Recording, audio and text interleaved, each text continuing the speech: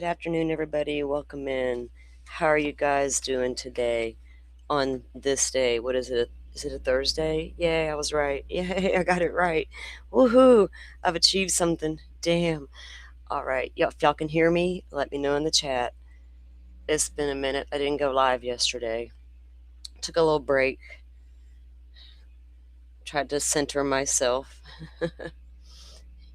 and process things I was seeing. But it's all good. I'm here for it. I feel Okay, cool. Thank you, Forrest. So, welcome in, everybody. Welcome into my mod team. Thank you, Forrest and Rachel and Butterfly, for always being here and doing all the things you guys do. We appreciate y'all. Of course, our chatters, our listeners, our viewers, our community. Welcome in, guys. Of course, we're all still following all the updates we can about Miss Nancy, right? Because the craziest thing to me is we still don't know where she is. So, yeah. So some things have happened, right, over the last 48 hours that we've all seen different activities happening and going on. We're going to discuss some of it. Discuss possible new theories that they may be circling back and looking at stuff again. What are they doing here? So, like yesterday, even when the suits showed up, that was intriguing, wasn't it? The second look, can I just be honest with you guys? The second that the lady, no offense, but the minute she showed up in the skirt and the heels, it was obvious she was from a prosecutor's office, right? Because it's not uncommon to see that. They'll come and meet with the investigators at the scene. They'll get a walkthrough of the scene. They'll be told the investigator's theory of what happened will be presented to the prosecution. They're like, okay, do we have enough to do this and that, whatever. We saw this in Idaho 4 multiple times, actually, especially even when the defense came on board. We got photos of Ann Taylor at the scene, right? So it's not uncommon. But it was just a mixture there. We had the DA's office apparently there, and it didn't take but a second to figure out who the lady was in the heels, by the way. It literally, like, just the idea popped in the head, and a minute later I was like, yeah, with a little bit lighter hair, yeah, I could see it. Yep, turns out, yeah, that was her. But anyway, so it's like, calm down. They meet with the investigators, right? And you could tell, in my opinion, when you see them walking through, they're absolutely walking them through what their theory of what happened was. So I started paying really close attention to what their theory might be there. You know what I'm saying? That's what I was trying to hone in on. I felt like it was kind of obvious what was going on there. But yeah.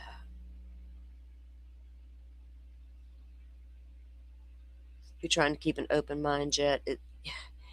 Yeah, I feel that. I feel it.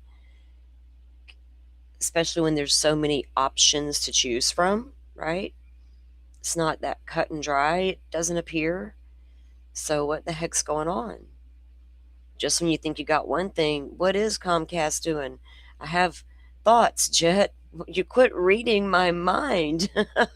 It happens all the time, doesn't it? Yeah, I'm feeling you. Just when you think you got a grasp on something, right? Then this happens, and you're like, now what the heck does that even supposed to mean right now? Who cares if the cable's not working right, or the internet? Well, what are we doing there? Okay, maintain the pool. I got it. Whatever, it was scheduled. Y'all just like, yeah, keep it. Well, mom could come home and want her nice pool. But we worried about the cable, Wi-Fi, right? Internet. What are they doing? Are we resetting some things because the family is about to get the home back? Which, didn't we get told by the sheriff that the scene was released and returned to the family like a long time ago, a month ago maybe? Now is all of a sudden the family's getting the home back. Well, so does this not make it obvious the FBI has been in control? The FBI just released it to the family, especially once the DA and the investigators showed up to do their thing. Now we need to secure this house. And maybe, just maybe, this thought crossed my mind earlier, like dead serious. Like, could that really be the reason after all? Because I'm going in a little hard on shutting out the media. And I thought, wait a second. It's not a doubt in my mind when that SUV slipped in the garage and the garage door went down. There's not a doubt in my mind a family member wasn't in that car. Are we trying to give them privacy by shutting out the media? Like, get away, don't, so they don't get the big scoop of capturing the family. I don't know. It's complex at this point because I feel like they've tried to create a little media war distraction bullshit thing that I don't want no part of. But it feels like the sheriff and the neighbors might be going in on the freedom of speech a little bit. See, I could take it either way. They conflicted me again and I didn't like it.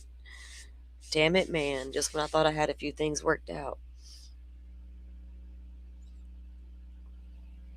Welcome in, Jet, by the way. Of course. Hey, 83. Welcome in, Teresia. It's always good to see you guys. And again, y'all chat. Let me know what y'all feel about what's been happening the past few days. Like, did it surprise you when investigators rolled in? It kind of surprised me when they rolled in a little quick because I was watching that live, right? And it's like, dang, they did come in kind of hot. But I wasn't shocked by. I'm more trying to hone in on what are they carrying in and out. What are they doing? And why are they doing it, right? Okay, so I want to get to a couple of things, but before I start anything, welcome in, everybody. Thanks for being here. Y'all hit the like button, please. Thank you for coming in. Please join the conversation. That's what we love. If you're comfortable enough to do so, join in. But can I take a moment? Today is February 26th. A lot of people who know me know I don't really mess with the clock and the calendars. Y'all gonna do your thing no matter what I say about it. So it's a whole thing. I don't know. But today is February 26th. 2 years ago on this day, Sebastian Rogers disappeared. He was reported missing, and so was Madeline Soto.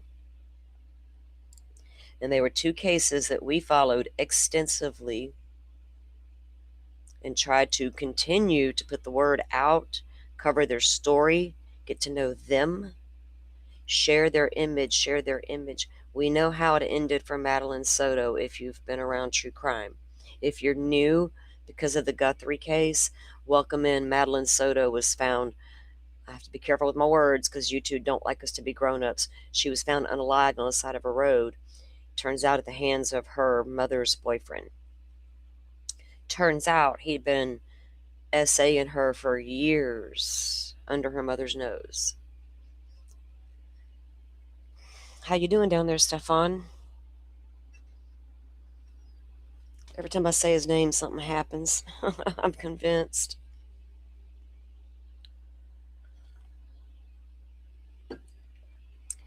We don't know what happened to Sebastian.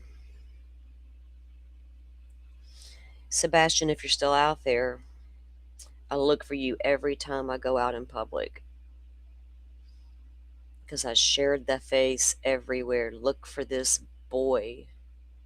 Don't look for the people that people tell you did it. Look for this boy, just in case he's out there somewhere. Elizabeth Smart was taken from her bedroom in the middle of the night. And everyone accused her father.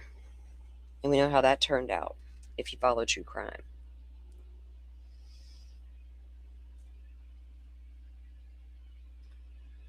We try to support the missing in every way we can. When the media goes away, the story goes away. bottom line. So shutting down the road and not allowing the traffic. Now, as of today, it's going to be open both ways, and the tents have to be off the road. The cops are being pretty cool about it because I saw them talking about it. JLR's been doing, one thing you can say, I throw shade at JLR because it's fun. I'm sarcastic as hell, and so is he. He started that little shit when he, and it's petty. But I know all about JLR's history. He claims he's reformed and all that. That's cool. That's between him and Jesus. But the man's bringing us the deets on what's happening at that house, right? We can see a lot of shit in real time. Some of it ain't real pretty. Conversations that get had may not be real pretty. I may not agree with what I'm hearing, and I might just mute it so I don't have to hear it.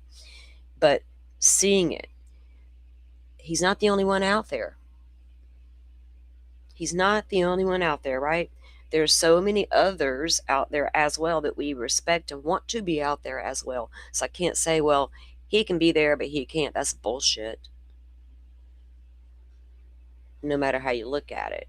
If you don't like what the person's saying, you can hit the mute button. Or you don't got to tune in at all, right? It's a choice that we have. But then I wondered, are they shutting down the road and all the people and trying to make everybody go away because it's so uncomfortable and uneasy to give the family some privacy? You don't really need to do that if you got a garage to slide into. I don't know. But I don't want to be a part of their little war they're trying to create. It's ridiculous, but you got to be careful when you start shutting out the media, right? Just like you got to be careful with downloading cell phones on the side of the road for no good reason. Except I know a guy with eyes that look like that. That's not enough. And I can't accept that no matter what case I'm sitting in with it, right? So that's all I got to say about that, really. I don't really know what's going on with that anymore. I feel like they're trying to distract me from, I don't even know what. They are always trying to distract us. Remember, we've been told that forever now. I always say, I don't know who they are. I'm trying to figure it out. But y'all take a minute, throw some hearts in the chat. Green hearts for Sebastian Rogers. I didn't even upload a photo. That's my bad. I need to go find one right now and share with you guys. Because I realized when as I went live, I did not update any of my photos back here in Restream for the show. But let me go. Butterfly, wasn't there an update you shared with me? Hold on. Let me see something real quick. Yeah. Was it Sumner? Okay. Was that on their website, Butterfly? Looks like it was.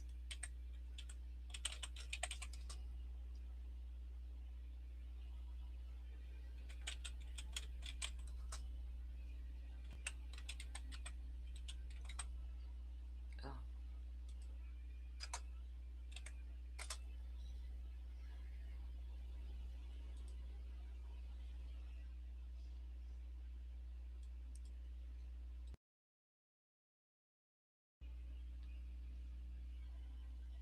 Okay. I'm on the website, but I don't know if it's on this one or their other. It's going to be another press release. I don't know if I can. Let me see if I can grab it the way she sent it to me and present it that way on the computer. It's weird with Discord. It's totally weird. Okay.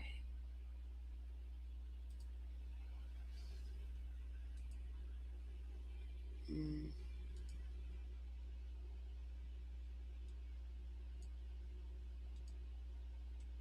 maybe. Okay. Let me see. Oh, no. Can't do it. It's weird. See, it's always weird. All right. Let me see if I can find it. Butterfly, can you link me to where you did find that? In. Hold on.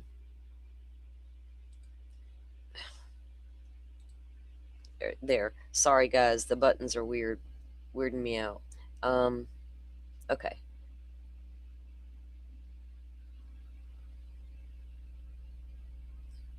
Okay, share the link to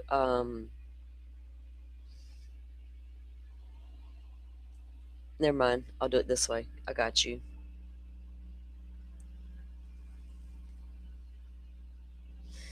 So I don't have. Yeah, I do. I got it on. I can do it on the computer. Yeah, I can. Okay. So they released a statement, and it says on their Facebook page. All right. It's been 2 years since Sebastian Wayne Drake Rogers were last seen. And let me pull up his photo, and then I'll read this. Hold on. It's really what I want to do is pull up his photo because there's no new leads in the case. This boy disappeared into the night. Apparently, walks out the front door with nothing, not even a pair of shoes, maybe a little flashlight, and never to be seen again. It's so weird.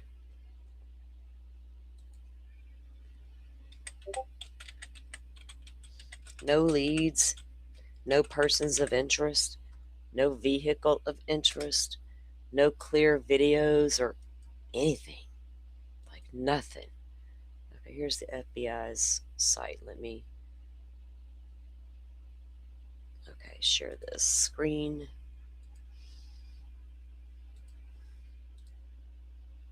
Sebastian Rogers. Now, this is 2 years ago when we got these photos. It's been 2 years since Sebastian Wayne Drake Rogers was last seen in Hendersonville, Tennessee. While time passed, the Sumner County Sheriff's Office remains committed to finding answers. Sebastian's disappearance remains an active and ongoing investigation. As we mark this difficult anniversary, we assure the public that Sebastian has not been forgotten. We remain committed as we continue to seek answers. Our focus remains where it has always been. Now, this is coming from Sumner County, not the FBI that I'm reading. Sebastian remains a missing person, and his disappearance continues to be treated as an active and open investigation. From the beginning, this case has involved extensive law enforcement coordination, including local, state, and federal partners. Law enforcement agencies, including the Sumner County Sheriff's Office, Tennessee Bureau of Investigations, and Federal Bureau of Investigation, continue to follow every credible lead. The FBI is still offering a reward for information that could lead to his whereabouts or the arrest and conviction of those responsible for his disappearance. The Sumner County Sheriff's Office urges the public to rely on only official information released through law enforcement channels. Rumors, speculation, and unverified claims, including social media posts that misrepresent investigation facts, distract from the investigation and lead to misinformation. So does lack of law enforcement communication. I pushed so hard on them. I pushed back and got told I needed to calm down. They got to keep it close to the vest. I know that, but it was a whole. Oh, I got so irritated. While law enforcement does not publicly release most investigative details out of necessity to protect the integrity of the case, we want to be clear on a few important points. Sebastian has never been removed from the missing persons database. Oh well, okay. The case has never been closed or suspended. The fuck. All credible tips are reviewed and followed up appropriately. What about any leads? That's such word salad right there. I'm sorry. See, I'll get aggravated trying to read that. This is Sebastian Rogers, and apparently, state of Tennessee Bureau of Investigate State Tennessee and Bureau of Investigations, whatever they call themselves. They can't find him. They had some assistance from the FBI. They were never the lead, and they can't do anything to assist either because apparently there's nothing but this kid walked out the door. Or I don't know, does people still spontaneously combust? I have no clue. But he was last seen at his home, and the night before he was last seen by his mother, as many know. They went to bed. She wakes up, gets him up for school. He's nowhere to be found. I have my speculations on what may have happened. Turns out the boy did like to play video games, and he did have online access, which everybody denied in the very beginning of the case. So there's that to consider. He had online access. But this is Sebastian. Please look for him. If you see the face, what I recommend to people when they're like, what's the tip line, right? I don't recommend calling the tip line because I don't know if your tip will get buried.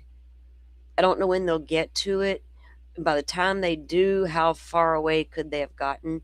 What I suggest and what I would personally do if promise you, if I thought I saw him at the store, at the gas station, out by the interstate, I'm like, damn, that really, then my gut tells me that could honestly be that child. I'm calling my local authorities and I'm going to tell them what I think I see and why and who I think it is. And I'm going to let them come in and take over from there because I think they might know what to do. And they can put law enforcement eyes on that individual pretty damn fast while they're making the phone calls to Hendersonville, Tennessee. You get my drift? That's the best advice I can give you on any missing persons you think you may see, guys. Think about how long people hear these FBI tips. There's somebody calling in a tip about this lady on one of these panels was talking about a weird tip that came in. Oh, it was one of these ladies. Listen to me. It was Nancy Grace because she interviewed the Cajun Navy people, and boy, their tip was about the mask. Anyway, apparently some weird tips got called in. You don't say, because in Idaho 4, in the documents, the FBI speaks about a phone call tip. Turns out, upon investigation, that particular person had like a history of calling the FBI in multiple cases with tips. And they could verify all of it. It was crazy when I read it. I was like, what in the world? Who does that shit? But people do stuff, right? All right. So I didn't stream yesterday, but some stuff apparently happened. And, they tried to they did separated the media, park way down here. You can't drive on the street, and all the things. And when I was watching JLR this morning, before I went live, that's when the cops showed up again and said they were going to open it back up, both ways. And you couldn't park on the street, and then you had to move the tents off the street. And you know what? I got to give it to him. They're trying to shut JLR out. They don't want him dead ass across from that street. He's putting out crazy stuff on that live stream. That annoys these people to no end. And I can kind of get it, but man, come on, it's what it is. But he's like, okay, I can't be on the street with my car, then I'll just hike in, right? Okay, I can't have my tent on the street. Well, I'll just move it off the street. I was like giggling. I was like, damn, JLR, I got to hand it to you, buddy. It didn't work, did it? Them telling you, were they being super nice about it? Not only can you not park here anymore, and we're going to open it back up two-way, but your tent's got to go too off the street. JLR's looking around. Where's a clearing? Where's a clearing? That dude'll hang off a drone and pilot in. He's not missing that shot.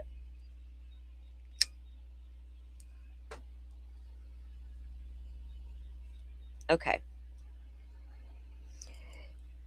And if you hadn't been there, honestly, I wouldn't be able to evaluate what the hell's been going on there.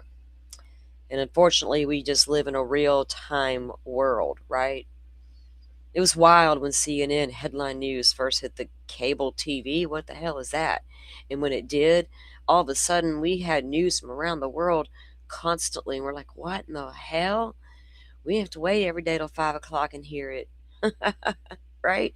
We live in a real-time world. And it grows every time, it feels like. And we have a choice about who we watch, and that includes mainstream media and social media.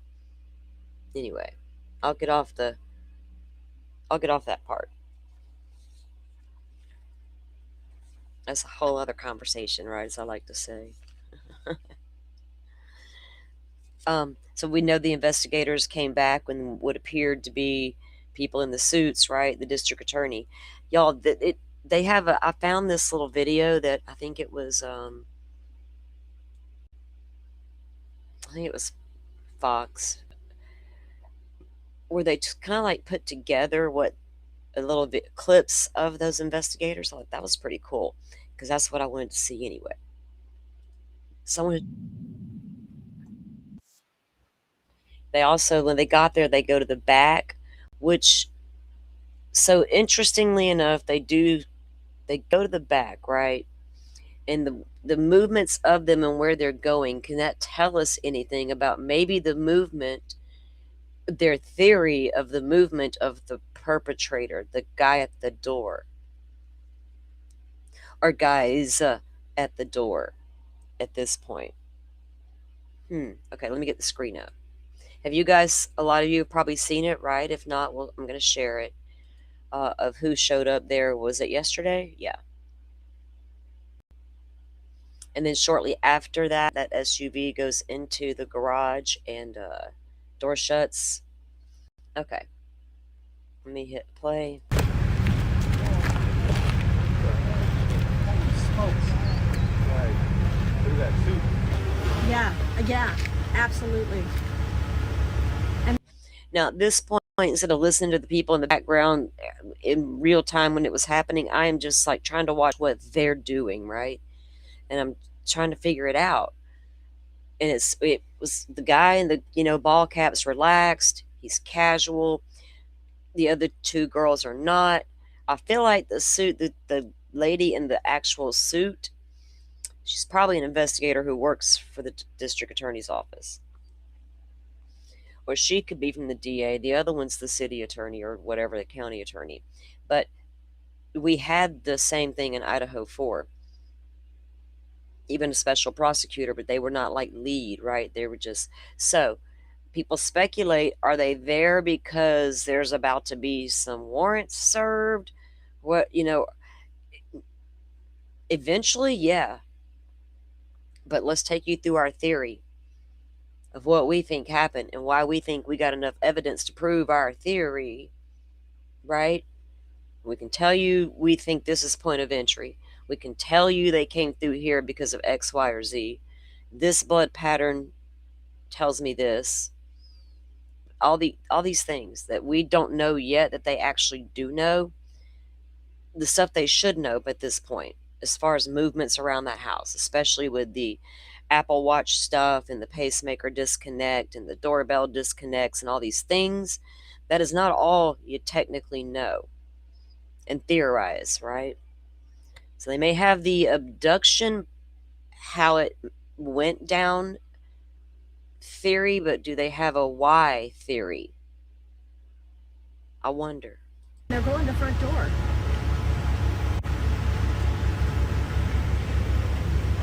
Yeah. Wow. Yes.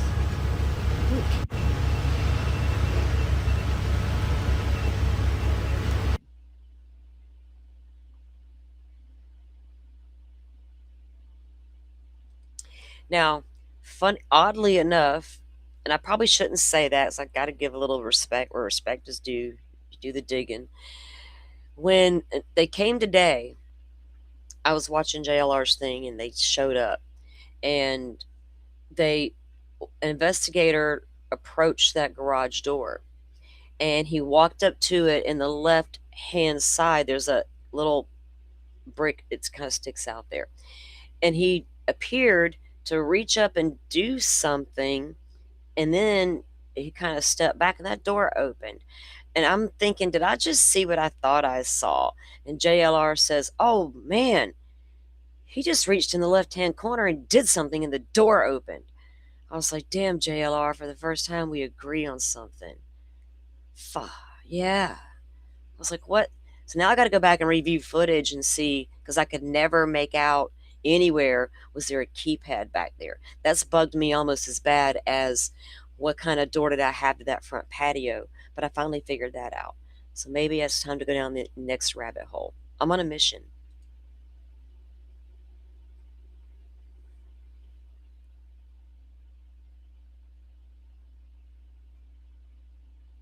Now remember, those cameras they collected later, days later, that were on the guest house, one pointed right down where they're standing.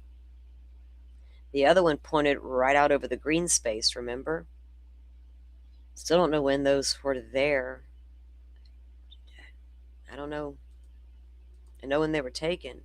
I don't know when they got there.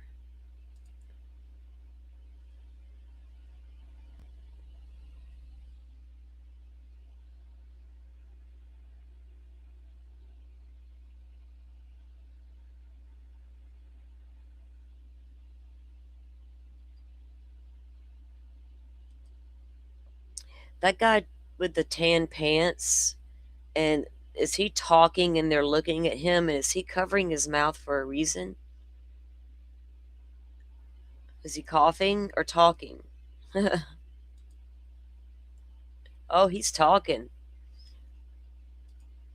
They expect some technical people could be watching. Oh boy. We got some very skilled investigators on the ground. What do y'all know that I don't know yet?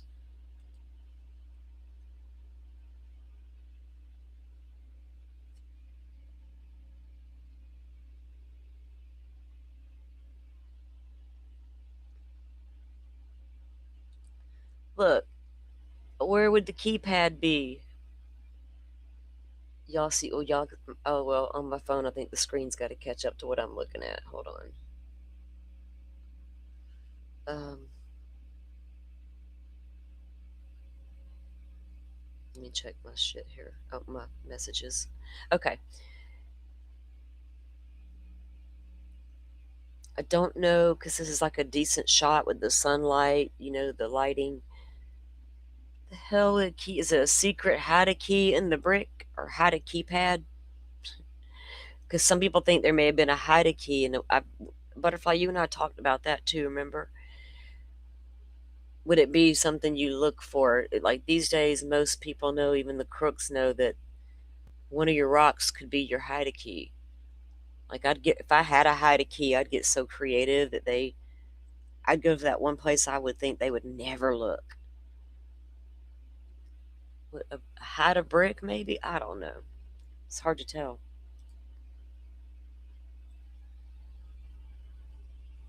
Wait, on the white strip? Okay, I got to take a picture so I can zoom in later and look.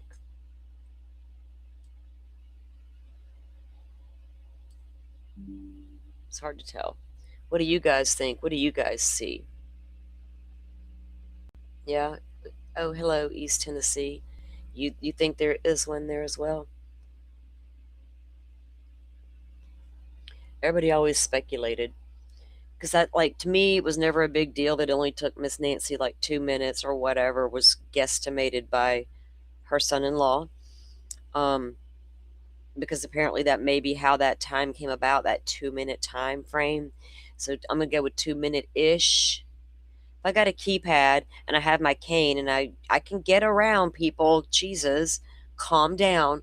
And I put my little code in, it pops, my door just comes right up, and I'm in there. And it's not going to take long for it to happen, right?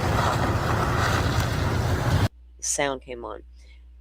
So that guy showed up right before the everybody else did, and he did something and he left. He had like this little tool, and that was that one of the SUVs. So that was the video of what was going down with the people who showed up. You have the same keypad for your door opener, right? I know. Well, I've got it pulled up on the phone and the PC too, but I can't. I'm blind, so I have to take a screenshot and zoom in later. Hoping you better eyes can tell me. I might see something that's not there yet. Nah, but I've always wondered. I could never tell from images, right? What's happening right there. Just like I can't confirm there's a camera at the back door because of the photos and the level of the patio. We can't get a good picture, and none of the media can seem to confirm it for me. If they see a bracket, just like, that's all I want to know. I don't care if you see a camera or not, just do you see a bracket that would have held a Nest camera? That would be huge if you could tell me. Hey, maybe that should be my next question I pose because they seem to be getting answered, and I appreciate it. Um, Yeah, you can hack the garage door opener. It if you would it be easy to like okay, for a good hacker, Rachel, they could probably pull it off, right? Hack in, and we've seen videos where people have hacked into. Remember when it first came a thing to have cameras in your home, so you could watch the baby when they're sleeping and all the things.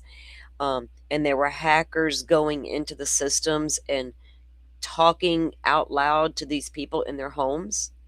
They're hacking in, right? These kids get smarter and smarter, right? We've taught them a lot in school.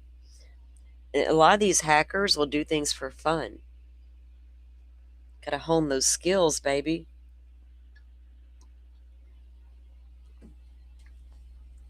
But if you're a complicated and complex abductor, Comcast is now visiting anything's possible.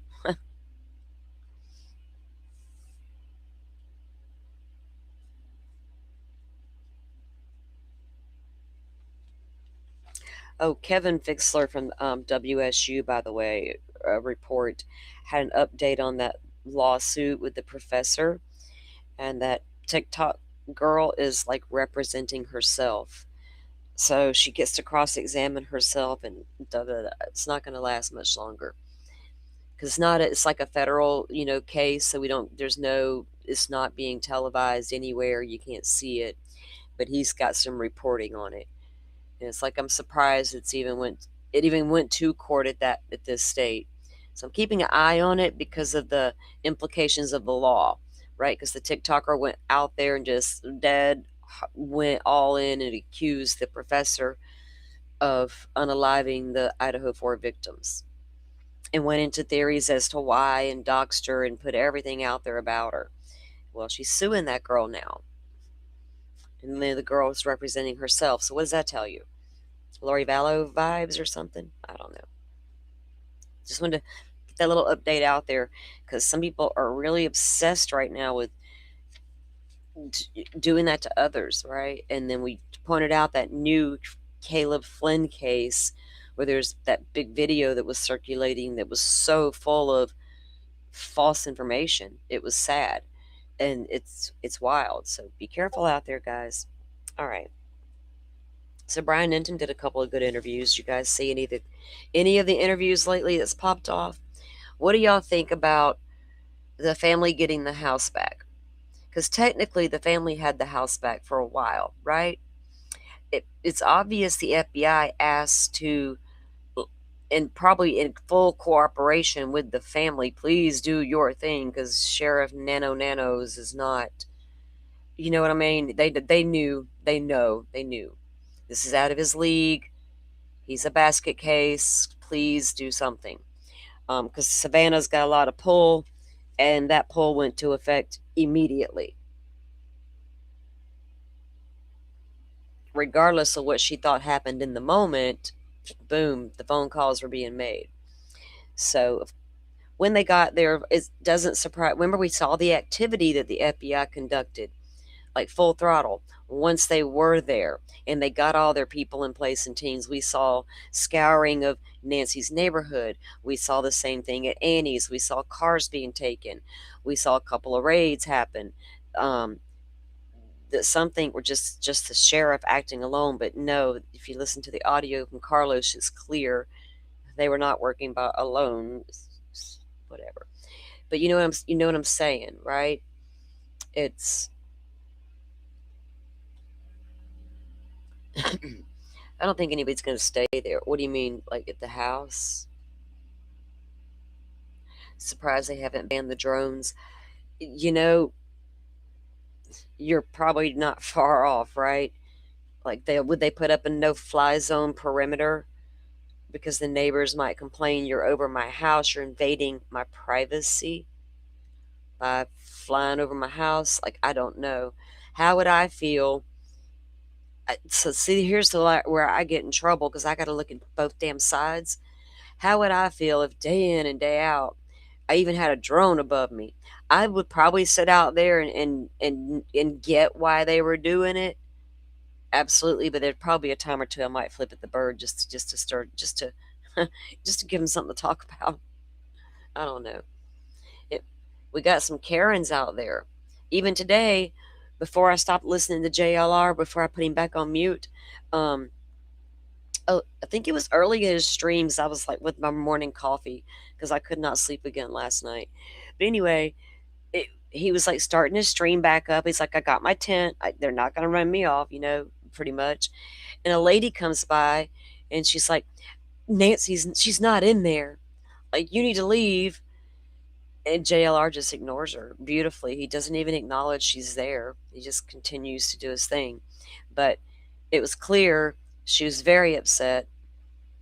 I know people are saying the neighborhood's friendly and don't mind, but I think it's a 50-50 thing, right? It's society. It's probably a 50-50 thing. Probably some were like, yes, my friend needs to be put out there, and some are probably like, go away. I feel like there's always been a good compromise, but I thought they had one actually, right? We thought they had a damn compromise. What had happened? What had happened here?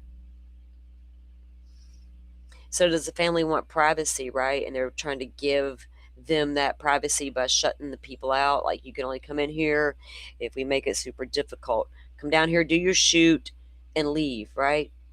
But family's not going to be staying in the house, right? I don't think that would be. They're not going to be like going in there to stay at mama's. But I think they probably need a minute. So it wouldn't surprise me if that was them in the garage yesterday, and they got out because. And don't think they would have put a decoy in the mix. Y'all remember when Todd Chrisley got released from prison? He was held here. He was held in my hometown, right? His during his prison sentence. So when he got out, there was a bunch of media out there, even like a lot of local stuff. They waited and waited and waited and waited. And when they finally did come out with a white SUV with tinted windows, you couldn't see shit. And they were up on this was a tiny little country road back there at the prison entrance and exit. Um, you couldn't see anything inside these cars. But lo and behold, that was a decoy anyway. They went out a different way. There was apparently a back way, come to find out. And they snuck his ass out the back way. Never even went out the front. So they've done that. They'll do that. They'll put the decoy. But I wouldn't surprise me because at this point, if sheriff's completely done with the scene, right, but the FBI's come in and done all they need to do with the scene. They went in with an evidence collection team. What is it called, Maureen? The evidence response team. They went in there, collected all the fingerprints and DNA they could possibly find. Anything they found interesting that sheriff may have overlooked. All the things considering that part. They appear to have brought in all their technical people, the camera people, working with Google and getting the camera footage that we've seen, doing that part of the investigation. There's a lot been going on apparently.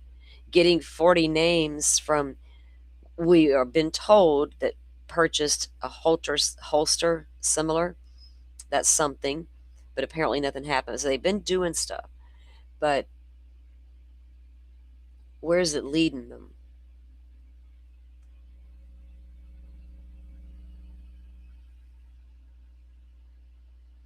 They don't want to think about it. You know, nobody wants to. I think a lot of them have empathy and understand what's happening in their neighborhood, and they're okay with it, and they're willing to let it be. And then there's going to be those absolute Karens. You can't call it what it is. They're just, not that they don't care about Nancy, but they're not thinking big picture. Because I promise you, when they shut that road completely off and Brian Enton can't even get down there, NBC can't even get down there, do not shut that street off and only allow one media down that road. Because I'm going to come at you hard over the Constitution the second you do it. Not y'all, but them. Them. I'm coming after they one day. They don't get away with that shit. trying to scare the people. How dare you, they?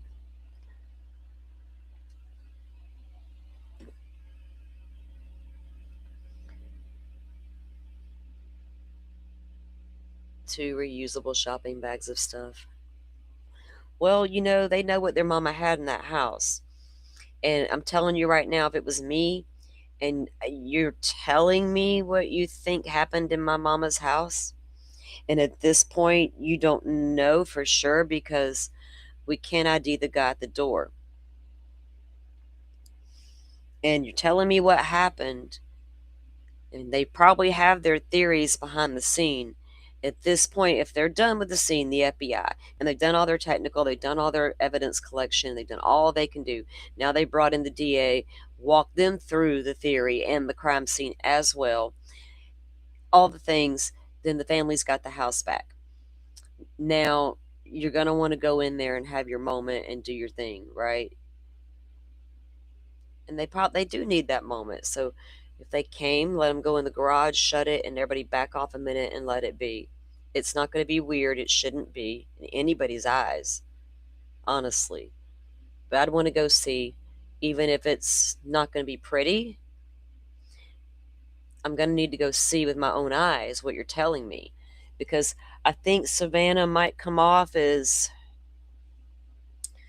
rainbows and puppies on that damn show she's on. Because I don't watch them shows because of that reason. I feel like there's so much fakeness that I see on those morning shows, and I've felt that way since my kids were little when I stopped watching them. I'm like, what's going on here? That's not real life, man. That's not how my morning is going. Have you seen my apartment right now with these two little girls, right?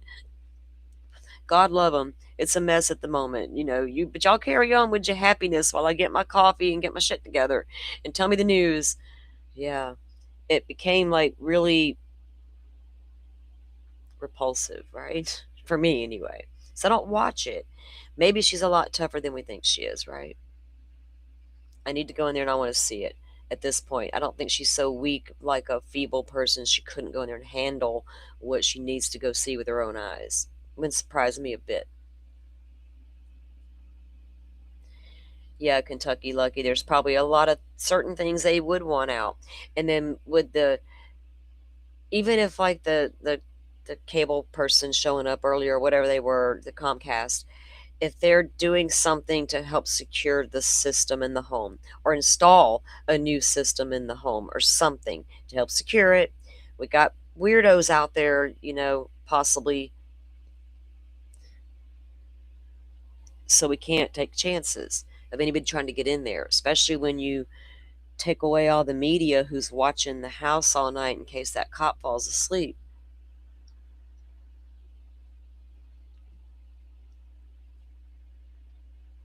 And again, JLR got delivered some damn water in a cooler today. I was like, dude, that one thing he could do is discourage that. It is a pain in the ass that he had to walk down there, but damn. Why can't y'all people can't put it in the notes? This is a crime scene delivered to the side of the road. You can't miss him. Don't they got a notes section? But does your delivery driver read the damn notes section, right? Fuck. Damned if you do and you're damned if you don't. So do y'all think it's a mistake to give the family back the house? Do you feel like the FBI's done a good enough job and got all they need from the scene, and they got to follow up on everything else that they've gotten so far, right? You know what I'm saying? Do y'all feel like that's happened and that it's okay to do that? Because it's a little too late to turn back now. It's got to be okay, right?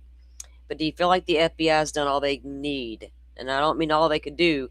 I mean done all they needed to do with that scene, or else it wouldn't be happening. And what we also had a report from Brianna over there at Arizona News about Annie's car.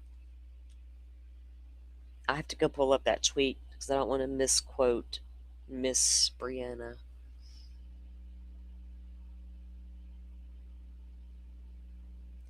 Yeah, well, if you clear the media, Butterfly, right? They probably went in there initially to see. I mean, and they're not going to stay. There's a bunch of people everywhere still, the media, and they were there for about an hour in that garage and it left. And then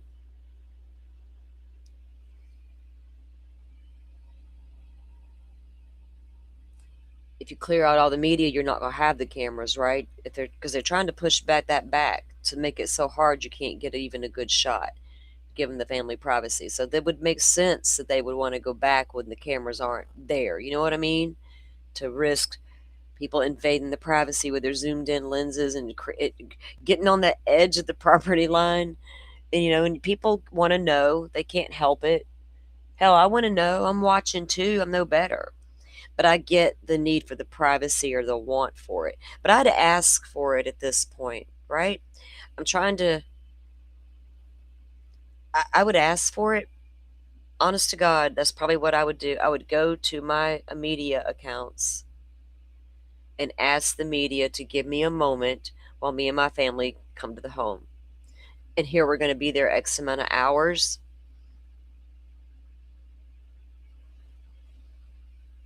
Can we work something out here?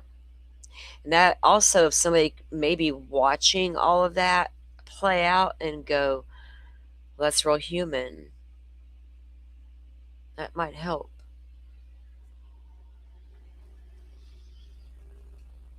But that's just me. I think that would be more effective to get my what I need, right? Maybe more effective to get what I need. But yeah, y'all think the FBI is done with what they got to do? Yeah. They seem to be walking around with a pretty good theory of right of what was going on there outside of the obvious with the blood outside on the porch and the disappearing ring cam. They kind of know the movements of this person, but you can't tell because I haven't watched all the I know some drones went up, but they went up after they got there and stuff like that.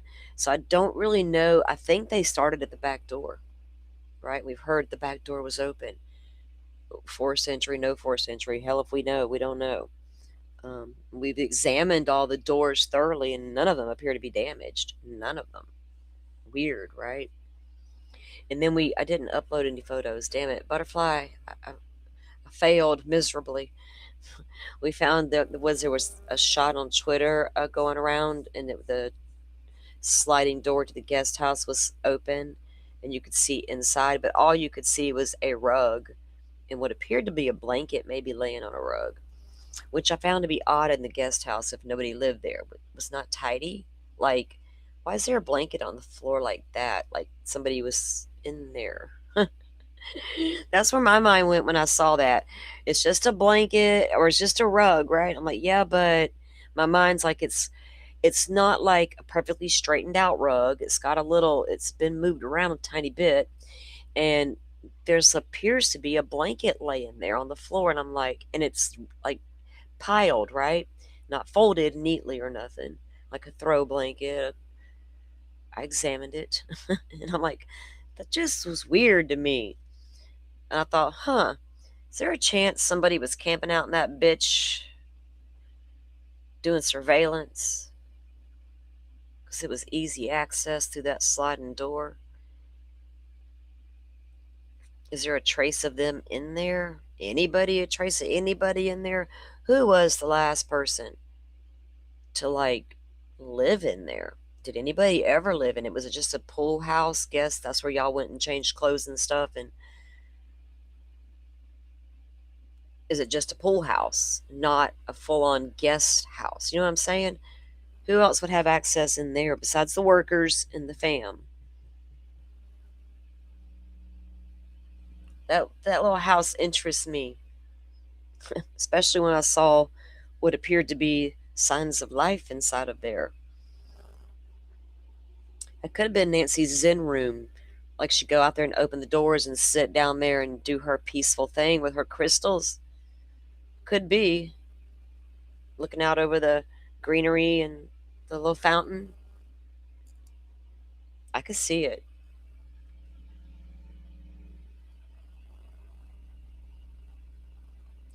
I thought about that Kentucky Lucky. Damn, we all you need is a good pair of binoculars, right? Isn't there a tree house back there somewhere? How far is that tree house from Nancy's back door? The back door covered with a patio, though. See, I got things in my way. Um, but we're trying to get to the garage keypad too, so I don't know. Surveillance is surveillance. How technical is our surveillee? Is it the guy at the door?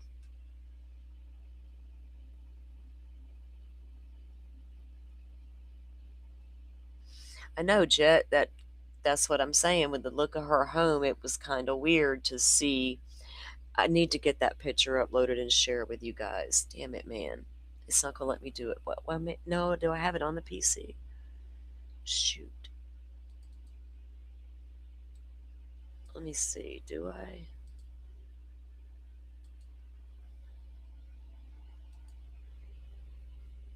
I mean, it could be a nothing burger, as they say, but I found it to be odd.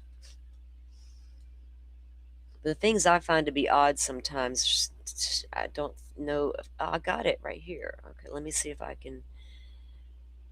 Okay, let me do this. If it let me do it, and let me hold on. Now I'm just rambling. If it will allow me to do it while I'm live, because I've never done it, and I don't want to end my stream accidentally.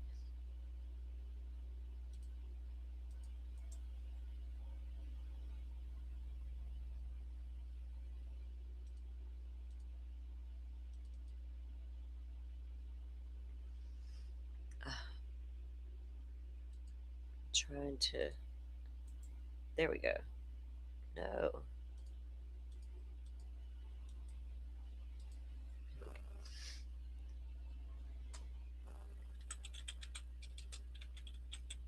Okay. Now let me see if it lets me upload.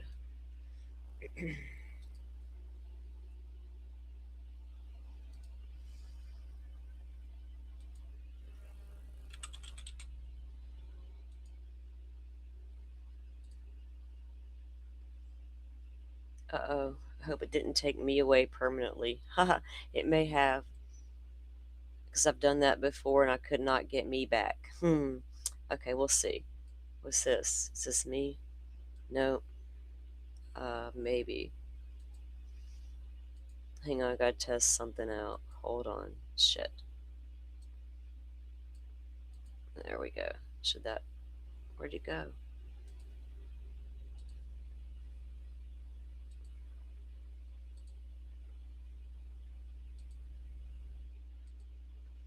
It's supposed to make all that bullshit go away. It's not working, though. Okay, I'll figure it out in a minute. Alright, let me get back to the picture. Okay. Alright, let me give it a second. Hold on, it's acting weird.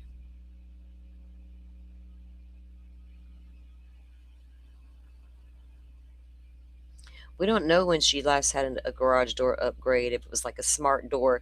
We kind of assumed it might have been a smart door with a time stamp on when this door opened and closed, right? But we've also had reports that it was Tommaso who's told them it took her 2 minutes to get into the door. Now, how he knows an exact time would be beyond me unless he was looking at his phone and saw the time, which is not. We're all holding that phone in our hands. Are we glancing at the phone? How long is it? I got to get back. Take me 2 minutes to get home or whatever. I don't know. But it appears that story came from, or that account came from Tommaso, whatever his name is. Okay, so this is the slider to the pool room. And I don't know, the rug is there and it's not completely like nice and tidy and flat. You can see a couple ridges, which is worn, but that would mean that it's been used, walked on, or whatever. And then what is that right there on top of it? It says a blanket on the upper, not the upper, but the on the right hand side of the rug itself. Do y'all see what I see? Is that like a blanket, a beanbag chair? What is that? It doesn't appear to, because it's on the rug. Could it be a beanbag chair on the rug, and that's why the image appears like ruffled. But when was the last somebody was in there using the facilities, right? I don't know. It's just something I thought of because I don't think if it was easy to get in there, you could sit and you could gauge her routine at night. Because if you're walking by and driving by, okay, at so and so time, the lights are still on.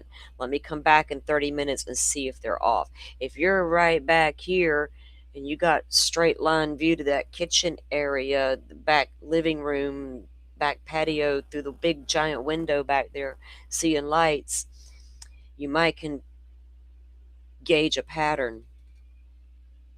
We don't know when that floodlight got damaged. And I can't get the sight that the brick behind the floodlight is also damaged. I don't know what that tells me yet. It tells me a lot of force was used just to get a floodlight to dangle from its socket. The brick is also damaged. How long was it damaged and dark back there? I don't know. Something to ponder. What do y'all think? Am I crazy? Beanbag chair, Rachel? I know. Because it could be either because it's puffy, like, you know what I'm saying, like pile, right? Like, yeah, it could absolutely be a beanbag chair, like for the grands, right? I don't think Miss Nancy was using the beanbag chair for sure.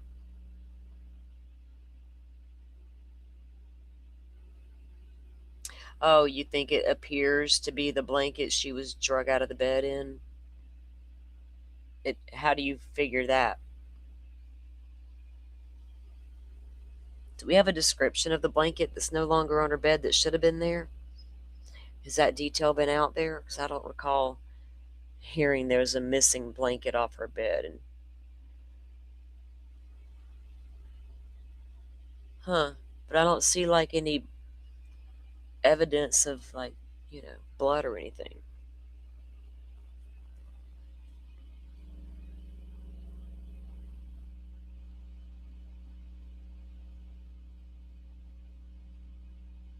Hmm.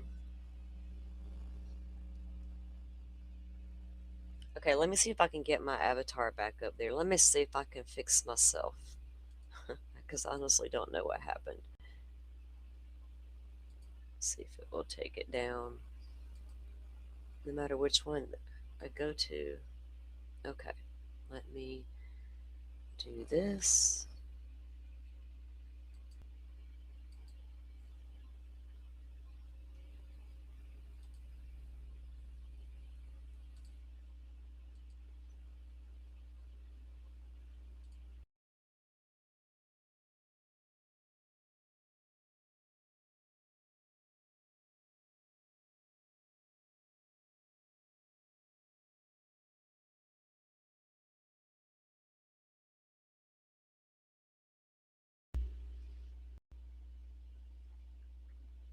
Okay, am I back?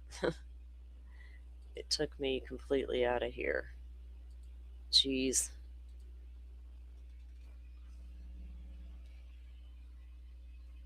Okay, let me do this because that's ridiculous.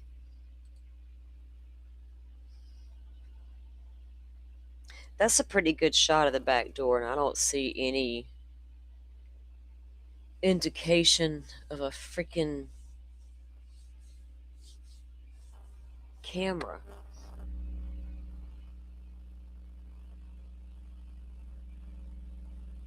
Wrapped. I don't know what was in that backpack, y'all. I can't figure that out. I've heard the theories, right? Burglary tools versus a tarp. I can't figure out in my mind what they would use it for or think they would need it for. You're going to bring what you think you need. You would have thought he'd have brought something better to cover up a camera he apparently was aware of, but that didn't happen. So it's hard to gauge that one. I don't know that they wrapped her in anything, honestly. We haven't heard that. From what I saw on the front porch, I don't think she was wrapped in anything. Maybe a blanket, but her face was not. I wouldn't see what I saw on the front porch if she had a wrapped face. That would have all fell into whatever her face was wrapped in, right? I got to go. What does that scene tell me as well? It tells me that lady was standing or bent over a little on that front porch at some point and definitely bleeding. I just don't know the extent of it. And I feel like it was as they were leaving the home, right? Obviously.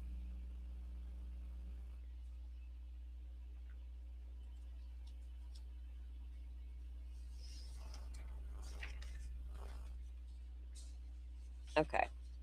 Now, like I said, Brian Enton did a couple of interviews that I thought were interesting. Um, Outside of the media stuff and blocking the road off, I don't even know what's been going on Twitter today. Um, y'all see the back door image there now, and the doorknob. Look at the doorknob locations. Would the door ring camera be up higher? Hang on. What is that on the right hand side of that door? It's like it's white. It's not one of the lights because they're here and here and here. It's right there. I don't know. Um, but over here where the doorknob and all that is in relation to where a camera would be, do y'all think we would see a bracket in this image or no? Would it be slightly above where we can't see? Because they can't prove to me a camera's back there yet. We've heard there's a camera back there.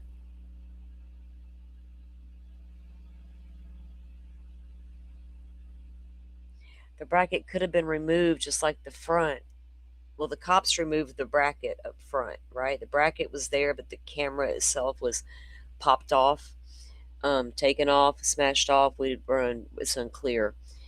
And so I was wondering in these earlier images and stuff that I've went back to, I don't recall ever seeing a bracket or even getting a clear shot if there was ever a bracket.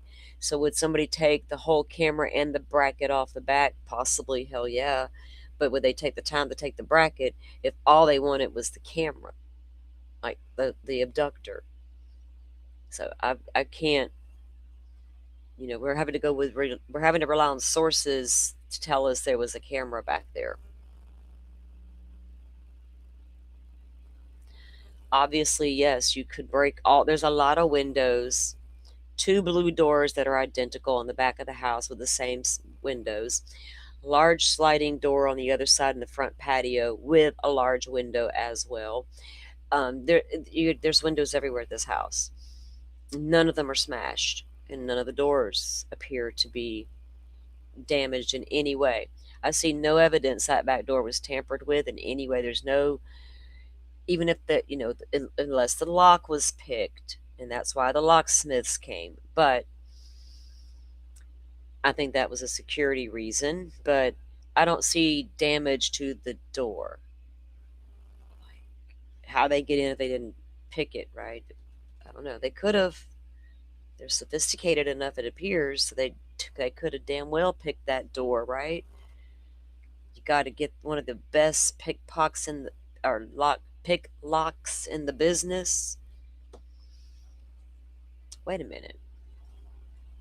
What if you got two people on the ground? One's real good at intimidating and taking, and one's real good at entry.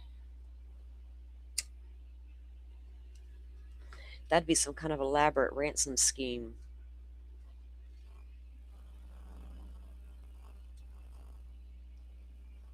No, there weren't no tools in that guy's backpack. He wasn't there to rob, right? People have said tarp blankets because they think there's something soft in there. I don't know what the old guy's got in there. Maybe he was leaving room for Nancy's stuff. But what stuff? We don't think she took anything, right? So I don't know what the hell's up with his backpack or why he thought he needed it. Why would he? Now I got to ask myself, why does he even think he needs that? I get why he thinks he needs that gun right there to show that force. It's right here. You can't miss it. Um, but the backpack, I don't know what's up with that yet. Rope, blindfold, My kit, yeah, that's what's in that backpack. Could they have draped something over her once they got out of that patio? Because that blood trail kind of dissipates. I thought about that too. Once we got to the edge of that patio, boom, she's covered. It's dark. She don't need to see a thing. We got to, there we go, right? Because it's time to move outside the box. Robbery gone wrong thing, right? Look, Butterfly. Thank you, ma'am. She sent out some gift memberships, guys. Thank you, Butterfly. Spirit Wild Child. Love that name. Absolutely love it. Gabby Gale. I have a Gabby in my life. Love me some him. Okay. Gold Dust. Man, it's my tribe. This is part of my tribe. And Kathy. Nice name. All right. Semi Sharp. Okay. Yeah. Some of this stuff gives you new things to explore. So I wanted to go over a little bit of what Brian said in the interview with this. There's two different interviews he did on two back-to-back shows or whatever, and I got just those interviews because both times it was like the first one that he did, I was like, oh, finally we're getting there. Can we have this conversation? And then the second one was even more in line with that. So I just wanted to get you guys' take on it. Considering where we are with the case today, right?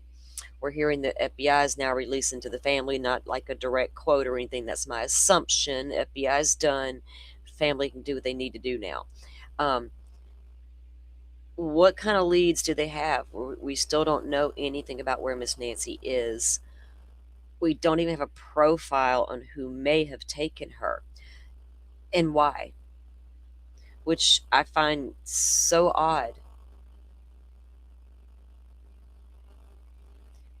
There's discussions about what it would have took for it to be a robbery gone wrong or as saying it's clearly not that. Well, then what is it, right? We just give up and go home because we can't figure it out. Oh, thank you, Butterfly. We really appreciate you being around here. I thank all of y'all for being here. And we do like to gift out the memberships around here. I need to do the same. I think I still have some left for. See, I lose track of the days, so I'd like to. Is the month over yet? Because I like to gift my memberships out. We can gift memberships on YouTube. Creators can, and I'd like to. I always try to remember to do it. Okay. I can't make me. What's happening here? Ah, did I fix it? Finally. Get technical, girl. Fix yourself. Okay. Let's watch a little bit of Enton's video. And when I start it, I'm going to go grab a fresh drink real quick. Um,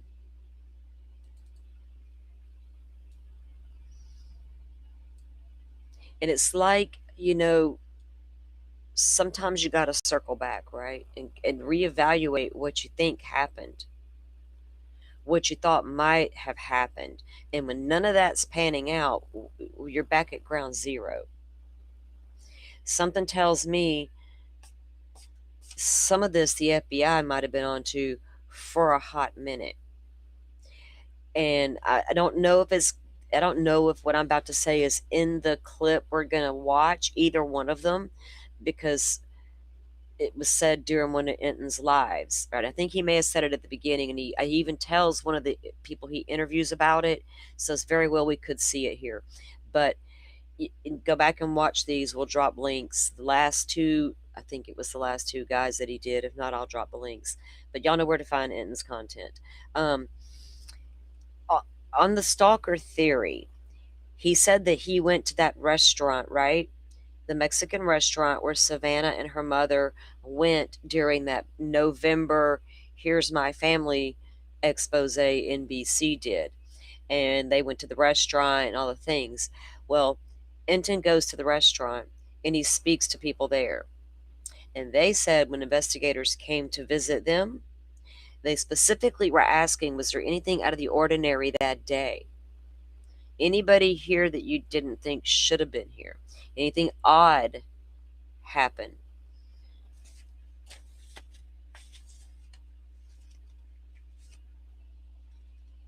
Now, that could be for ransom or could be obsessed. Who knows?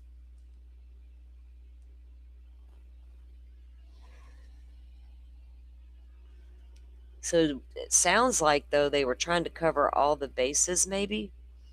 Maybe different teams exploring the different options, right? We had the elite kidnapping rescue team in town, or whatever it was called, the actual name of it. I can't remember at the second. I'll probably get it wrong.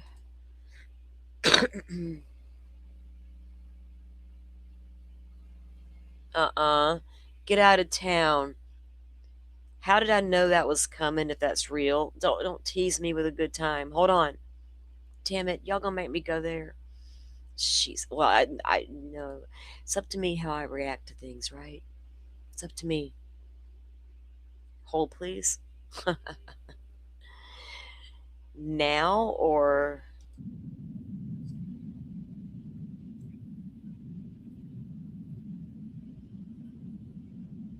who's charging the media? Wait a second. I may have to watch this shit. So JLR did mention that he tried to pay for or rent driveways, and I don't blame him because he got that idea from Brian Enton, by the way. Brian Enton said he's done it. So, and then the next thing I know, JLR is talking about, I tried, they wouldn't let me. I just heard him say a lady is paying to bring people down here, like the media. So somebody's telling me in chat that somebody we know shows up out there, all boots on the ground, like he is a friend of 857's.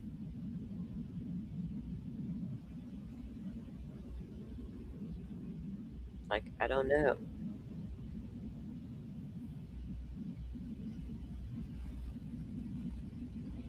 I see like the Comcast thing was there. I don't even know how long they were there. I'd have to go back and look and see how long that Comcast truck was there to kind of gauge what the hell they were doing.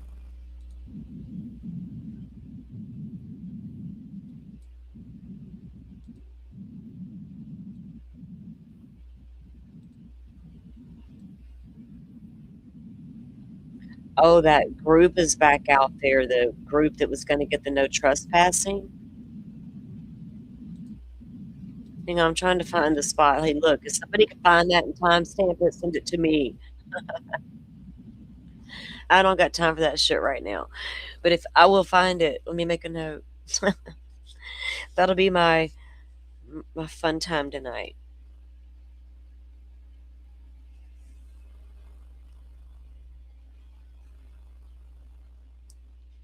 Probably live streamed from his own channel, right? Oh, uh-oh, did we get some more memberships?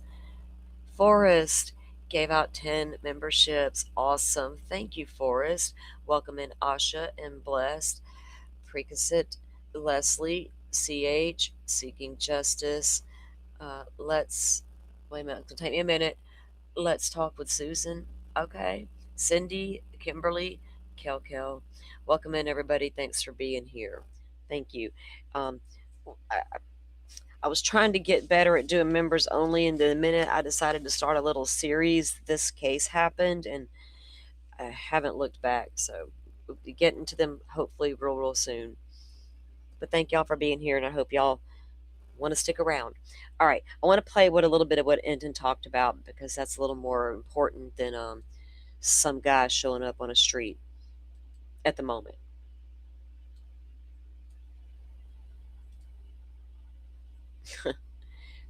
It has a media pass, so I got to give freedom where freedom's due.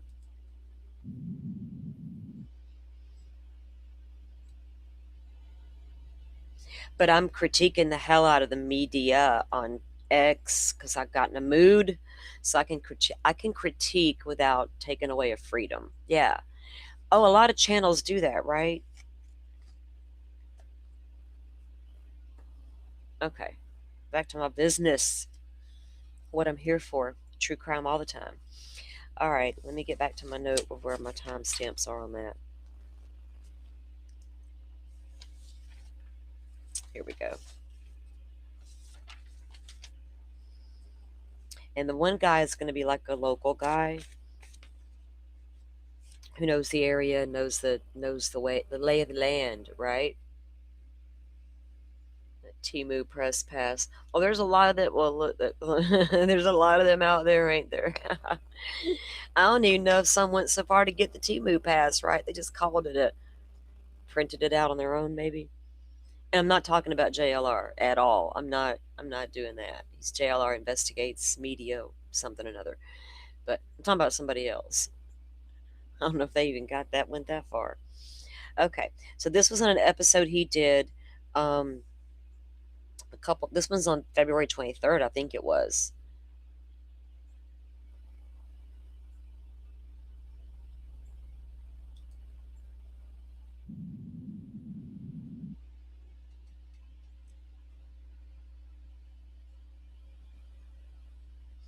Okay, I wanted to show the other one first. Let me grab it because I haven't got the wrong one.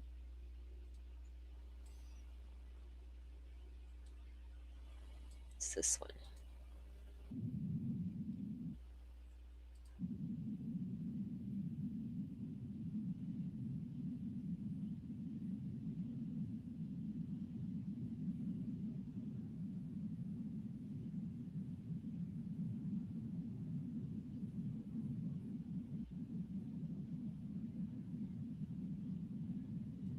Okay, let me get this up and running.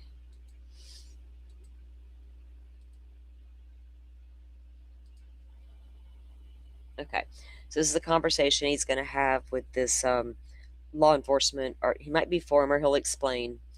And they're going to have a little conversation about what might have happened in that house. Or, yeah. He, first of all, I wanted to get his reaction to some of this newest news about the photos and the different days, but also you just can't appreciate until you're here what it's really like at night. I mean, it is so dark. And I wanted to give you another visual of that. And we went around the neighborhood, we walked around the neighborhood, we drove around the neighborhood. And something else is just the cloud cover and the moon are so important here to how light it is. I mean, it could be pitch black one night, the moon could be out another night, and you can see a little bit more depending on where the clouds are. There's reflection from the city lights in Tucson. So all of that comes into play, which he helped explain. What do you think about this reporting now that we have that, you know, the one photo is from the morning when Nancy was abducted, and then the other photo is from, we don't know what day, but from a day before. Yeah. What does that mean to you? Well, the first thing I thought when I saw the photos and heard that they might be from different days is that whoever did this is far more sophisticated than maybe I initially gave them credit for. Now that that could be the case, two different nights, they appear they may be far more sophisticated than they gave them credit for. I was like, I cringed when I heard that. I was like, yikes.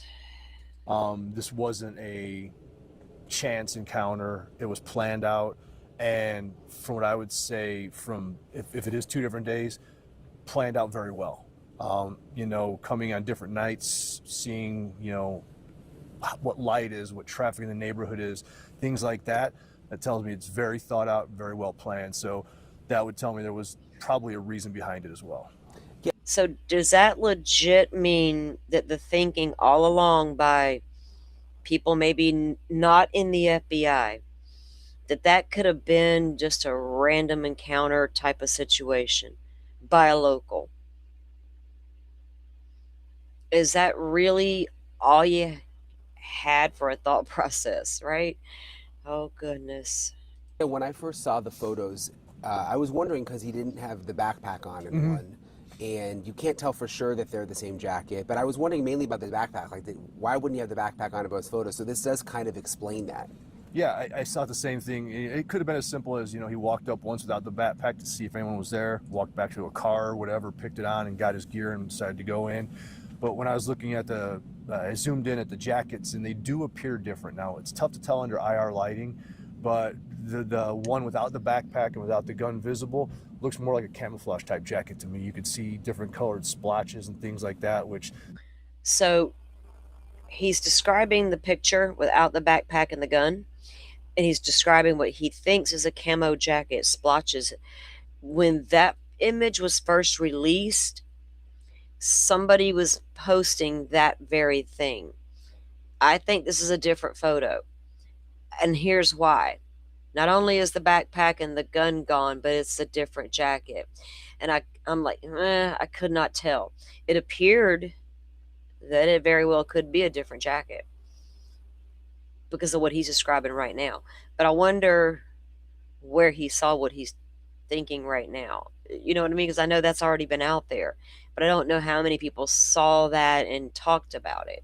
Um, it was just something I filed away when I saw it, like really right after it was released, right? The other jacket clearly looked like it was a solid color. So do you think it could be two different people? It absolutely could be. I looked at the body type; they're very similar. Yeah, they are. It probably, if I were doing it, it'd probably be the same person. You know, the less people that know, you know, you're not going to be sending a lot of people to. If you're trying to do a scout of a location, you want the same person doing it, just to keep all the information consistent. It's horrible to say from a bad guy point of view, but that's the right thing to do. The same person does it every time, so they know the ins and outs. They know the layout of the walkway up, the doors, which way the door handles are at, all these silly little things that most people won't think about, but you want to keep that the same, keep that consistent. Just layman, it looks like the same person to me, just different. In my humble opinion, if I have a kidnapping theory, it would be two people, both masked. But if I got an obsessed person situation, I might just have one masked person and one that's never seen on camera that may not be masked. What does it tell you that he was here, if it is the same person, days before? I mean, to an extent, they would be in the moment, but not like roaming around the property trying to break in kind of thing. That's not their role. Or, I mean, is that a casing situation, planning? Yeah, call it casing, call it planning, and who knows if that's the only day. This could have been. Oh yeah, camo. Camo is very popular where I'm from, and I know why, right? Blending in is a freaking necessity, especially when you're out there trying to hunt. Going on for days, weeks, even months. But the kind of camo we have here, the color, they're going to have more of a tannish. Where we would have the green here, the hunter green, they're going to have like a tan camo because it's got to blend in with the desert landscape. Desert war happened. We couldn't send regular green army fatigues. They had to go light in color to blend with that desert. Camouflage. We don't know. That's why I think any metadata they can get from those pictures is incredibly important. It would have been nice to get that early on for the folks in the neighborhood because, you know, most people have cameras anymore. And I know at night, I'll usually look at mine the next day, look for usually animals or things like that. But if you knew you were looking for something specific. So with him saying that, I thought about that. How many do get up the next morning and scroll through the events of the night on their camera? I think a lot of people would. Would Nancy do that? Is that something she thought about doing if she was trying to look at wildlife? Was the wildlife camera hooked up to the front door camera? That thought goes in my head. But is she the kind of woman that gets up in the morning with her coffee or tea, whatever her vice might be, and look at whatever her camera observed the night before? If so, wouldn't she have seen masked guy at the door if he came previously? Regardless if she gets a subscription or not. I mean, wouldn't it like the motion would capture the image at least? Or does it just only show you in real time what's outside your door and no recording and no pictures?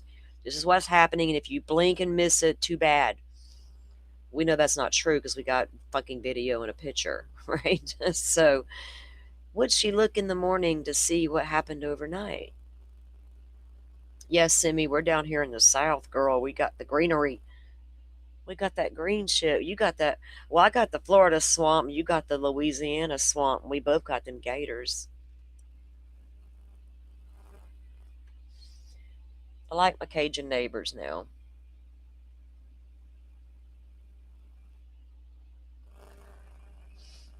I'm a complicated person. There might be a tiny bit floating around in me somewhere.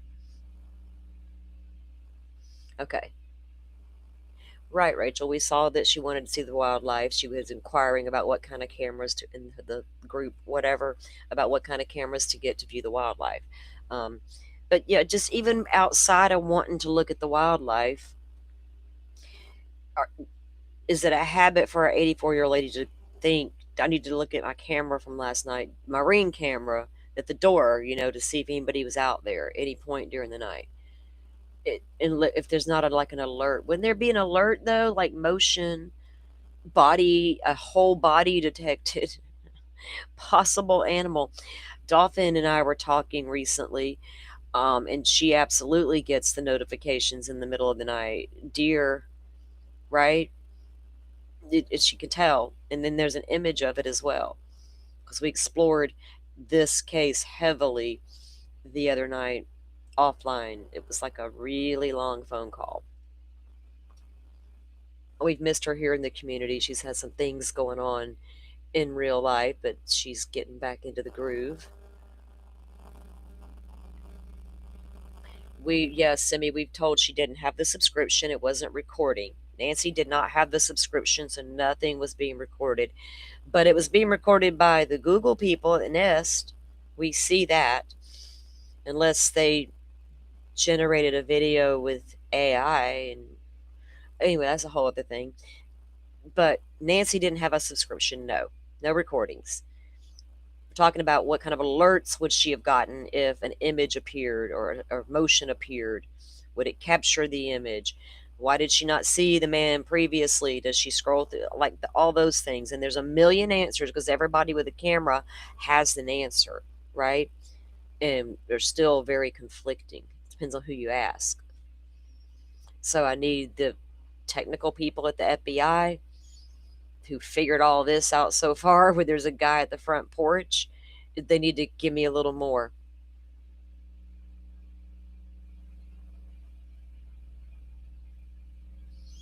Yeah, she'd probably go to look for the wildlife before she'd look for an intruder in the night that may be hanging out in the front yard, right?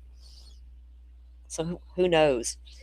How, so then my question is like, well, is that the only time that person appeared before the night Nancy was taken, just that one time? Or is there more times we don't know about yet? We don't have to know about all the times at this point, but the FBI needs to know, was this legit the only time this person showed up, other than the night at the door where we see blood? Because that speaks volumes as far as planning, that it wasn't a random thing by one of those creatures in the night they got crawling around out there. Go back to that day, and if you've got thousands and thousands of segments on your camera, you're going to miss stuff. You're not going to pay attention. There's no difference between the 11th, 12th, or 13th. Right.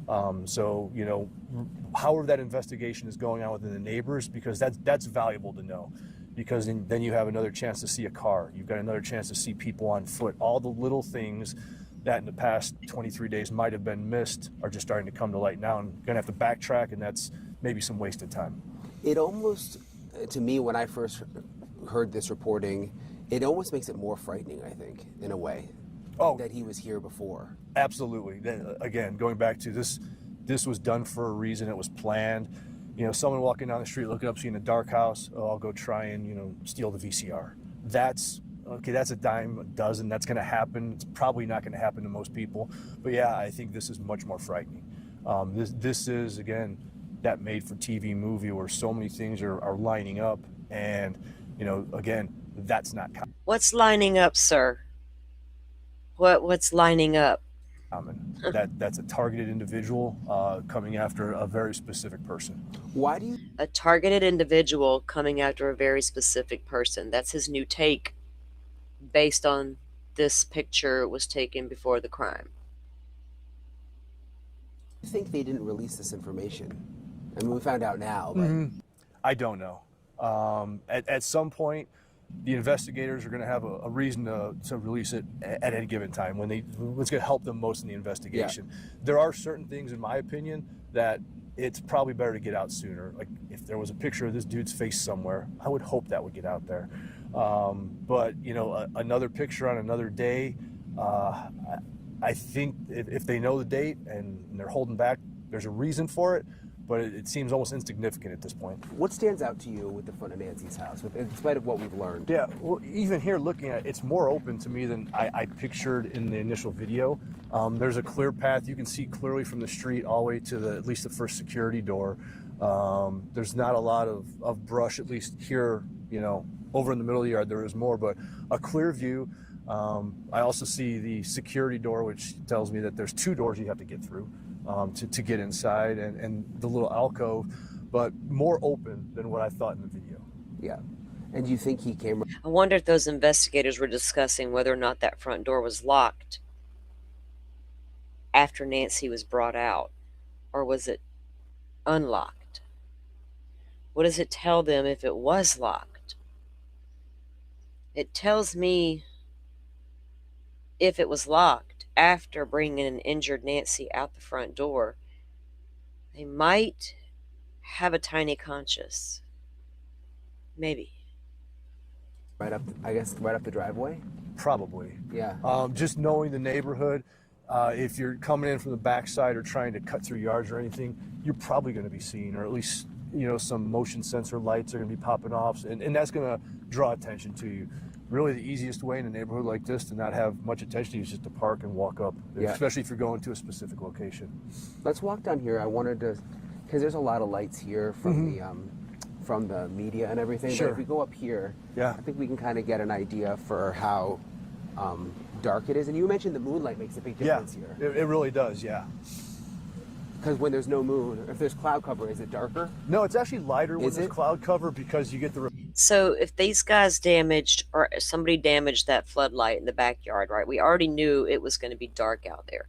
But it is so dark. And that's, remember, everybody wanted to get lost in the, I wouldn't let my mama live out there in the dark thing, instead of taking a minute to realize just how dark it is and easy it is to maneuver in the night, right?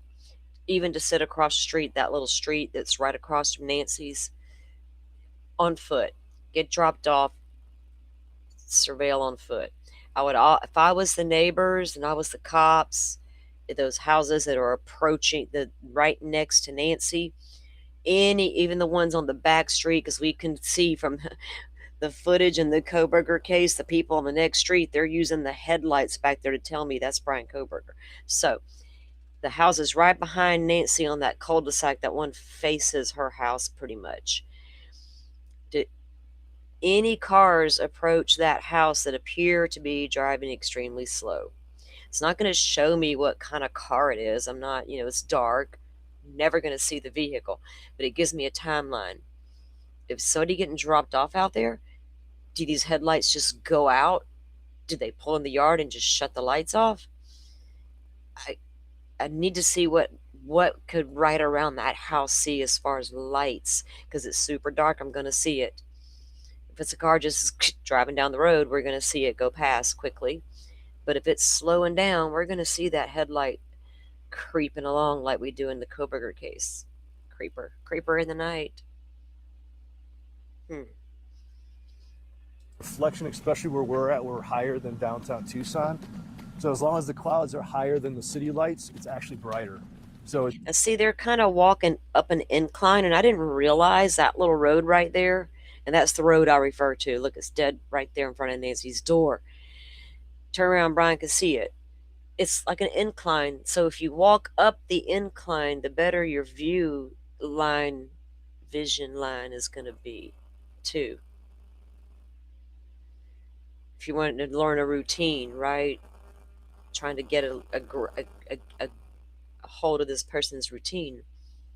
So many options. Hell, you could live in the big city around a bunch of people and never know you're being obsessively stalked and watched. Ew. So it's like a reflective effect. So let's have Chris, our photographer, turn off the light for a minute. I just want to show how dark it is here. Kind of click it off, yeah. Because it is amazing. Like, So imagine the backlights weren't on from the other media that are out on the road. That's how dark it, you're out there in the dead of night and a car passes by, you're easily to hide and no one's going to realize you're even out there. But I don't think they're like chilling out, hanging out on the street either. Where are you going to park to chill that long to surveil? You're not just hanging out, but you can walk around unseen so easily, get dropped off nearby. That's why I'm asking, does a car approach the property slowly from one of the neighboring cams? Like, why would it go slow all of a sudden? Because there's no stop sign or red light. There's no reason to go that slow unless you're about to pull into a house. That would be peculiar to me. it gets so dark. I mean, the stars are insane here. Yeah, oh yeah. But I guess and again, we've got the light from. But if there was no, light on from the. Yeah, all you're getting is any house lights that might be on. Look, you see the orbs flying around? I'm surprised nobody's been yelling at. Look at the orbs. Look at the orbs. Which, looking around the neighborhood, there aren't a lot. Most people have motion sensor lights, so, and something else to think about, if someone had come days before, you unscrew a light bulb, that might keep the motion sensors from going off as well. So a lot of things that could happen on that planning stage. You can turn the light back on if you want, Chris. I guess this would be a neighborhood that, if you were a bad guy wanting to do something like this would be the place to do it in the sense of the darkness. Sure, but it's not uncommon, in the Tucson area, especially these older neighborhoods like this that are more established, built in the 60s, 70s, and 80s before you got into more of the cookie cutter things. You had bigger lots, a lot more natural vegetation and folks just kind of want a little more of their privacy. And that's why they move these, and to my understanding, they've been here for 40 years, I believe, a very long time. And yeah, it's easier to disappear very quickly in a neighborhood like this than it is in, say, the new residential type where you're. I wonder if targeted, they got lucky this house was so in the dark, or someone saw that is actually the perfect opportunity because of this, and that. See, I still analyzing my theory. Close together, and you got more lights. So we're now more than 3 weeks into this. We've been talking to you for weeks now. Yeah, Kentucky. It was a full moon, so you're gonna have a lot of good moonlight, especially out there. And this guy, I think it was this guy who's local there, and and it happens here in the country, and it's because of the reflection, but the cloud cover even makes it better for the illumination because of the reflection of the moon and things like that. So it was bright enough, but not many people are up and about at 2 a.m. in this neighborhood, right? So the moonlight wasn't going to be a huge factor, but why go that night? You know what I mean? Still, why that night's going to be a question as to what triggered it. Was a trigger, or was that the planned night, part of the ultimate plan? Because of the planning itself, it would take X amount of time, and then this, it's weird. Her birthday was a couple days before. No rhyme or reason to the why on the day. We don't know why Koberger chose the day he chose, right? Is there a rhyme or reason to it at all? Or did that urge just, it's go time? Or was it carefully planned out? I don't know what about that night would have been significant to the person. And if they took the moonlight into effect, right? Did they even think about that? When I get down there, it might be a little bright and I might get seen tonight. I don't know.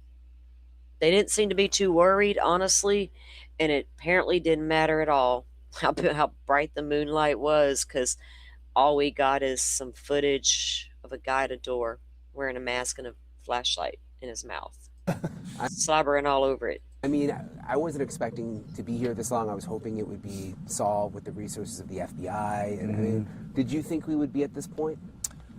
Initially, no. After a week or so, a week, 10 days, pushing that 2 weeks, then yeah, it's unusual. With the limited information that's being pushed out, my understanding, the limited information that any suspects are pushing out, whether the TMZ ransom notes are legitimate, associated or not, there's just not a lot of that, and that's what's uncommon in this. So after probably 2 weeks, yeah, it's not real surprising to me at this point until there's a dramatic shift, because I'll say someone knows who this person is. They could tell by the way they walk, the way they look. If you saw someone you looked at every day, a family, like, oh, that's Joe, in that video. Maybe they have a dollar amount in mind that they want on the reward side, or whatever it might be, or maybe they just have common human decency and a good heart to say, hey, this has gone on long enough. The family needs, some closure, for lack of a better term. They need to bring their mom home, and let the sheriff's department and the FBI solve this case. Do you think an increased reward would make a difference? I think it will at some point. If everyone has their dollar amount, I think.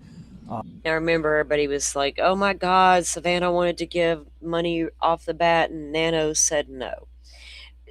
That's not how it worked, And of course, I'm going to throw shade right at that guy when he deserves it. But sit down, word salad guy. That's not how it works. You take such a risk doing that right out of the gate.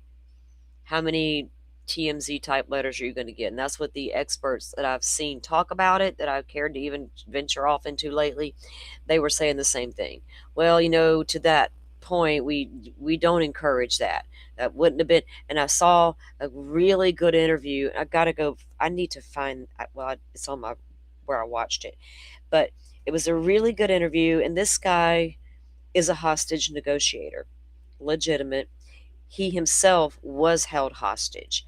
I believe his captivity was in the 90s. It was a long time. But he goes into how the dialogue with your captor and about the 41 minutes in the house and what could have been happening. And he goes into great detail about what could have been happening in that 41 minutes. And I was like, damn, it was so refreshing to hear from somebody who actually knows what they were talking about. So I would love to present that, but not today. I don't have it lined up. I'll get it because it was really good and worth watching. That's the kind of conversations I'm trying to find, right? But these guys in real time realizing this is not what they thought it was kind of beautiful and kind of cringy at the same time. It's unfortunate, that they're not doing it for the right reasons, but if that helps, I think it could, Yeah. It's just weird thinking of that. Every time I walk by, just thinking that happened here. Yeah. Now there's so many people outside, but it was probably just there's no one around. Absolutely. You turn around and you look at that. That's what it was that night. Yeah. Complete darkness. You've seen how the foot traffic dies after sunset in the neighborhood. The only reason people are walking after dark is to see you guys on the street. You go. So Kentucky, I've wondered if it was going to her daughters like a routine Saturday night thing. Did mom go for dinner every Saturday? Did they go out some Saturdays, sometimes ate at the house? Whichever. Was it part of the routine to go on Saturday nights? Because that happens to be the same night of the abduction, right? But if she did go out on that routine, was she always home by a certain hour? She's an elderly lady. I don't imagine Nancy out, partying it up all night. I'm sure by 10 o'clock, she's probably ready to go home and go to bed. So gauging also her pattern of behavior. Does she leave the house? How often? When she goes to church, how long does that take? When does she come back? Does she go eat afterwards? What does she do? Right? Even going on her routines weekends. What does that look like? Apparently her and her friends rotated around doing things at each other's houses. So she was definitely mobile. So learning that routine, if you're going to go that deep with it, right? Or did it just semi-matter? Right, that day, that make sure she's home? Or did they go in depth long enough to figure it all out? Her actual normal routine. That would help them figure out. Of course, under the dark of night is going to be the best time. Unless you kidnap in broad daylight from the grocery store parking lot, which can happen. The white van could drive up any minute. Snatch, you're gone. And any other little nook or cranny, there's going to be from sunset to sunrise. There's not going to be any movement. People always ask me, and you'd have a better sense, like what are people in Tucson feeling right now about this? I think what everybody else is like a little bit of shock. I'm sure there's a little bit more fear. You know, no one expects this to happen in their backyard. It's something that happens somewhere else. And now that it's happened here, I'm sure a lot of folks are a little more cautious, probably locking their doors more, making sure. Um, okay, Butterfly, I'm sorry I keep interrupting my video, Brian's video, guys. Butterfly, is that the interview where the hostage negotiator talks? Was it Brian who interviewed that guy? Okay.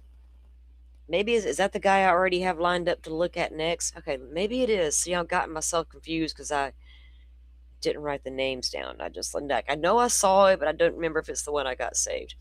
I was going to say, drop the link to that in chat, by the way. That's what I wanted to say to you. Let's drop that link in chat. And that'll be the link to where I saw the hostage negotiator talk, which may be coming up or may not.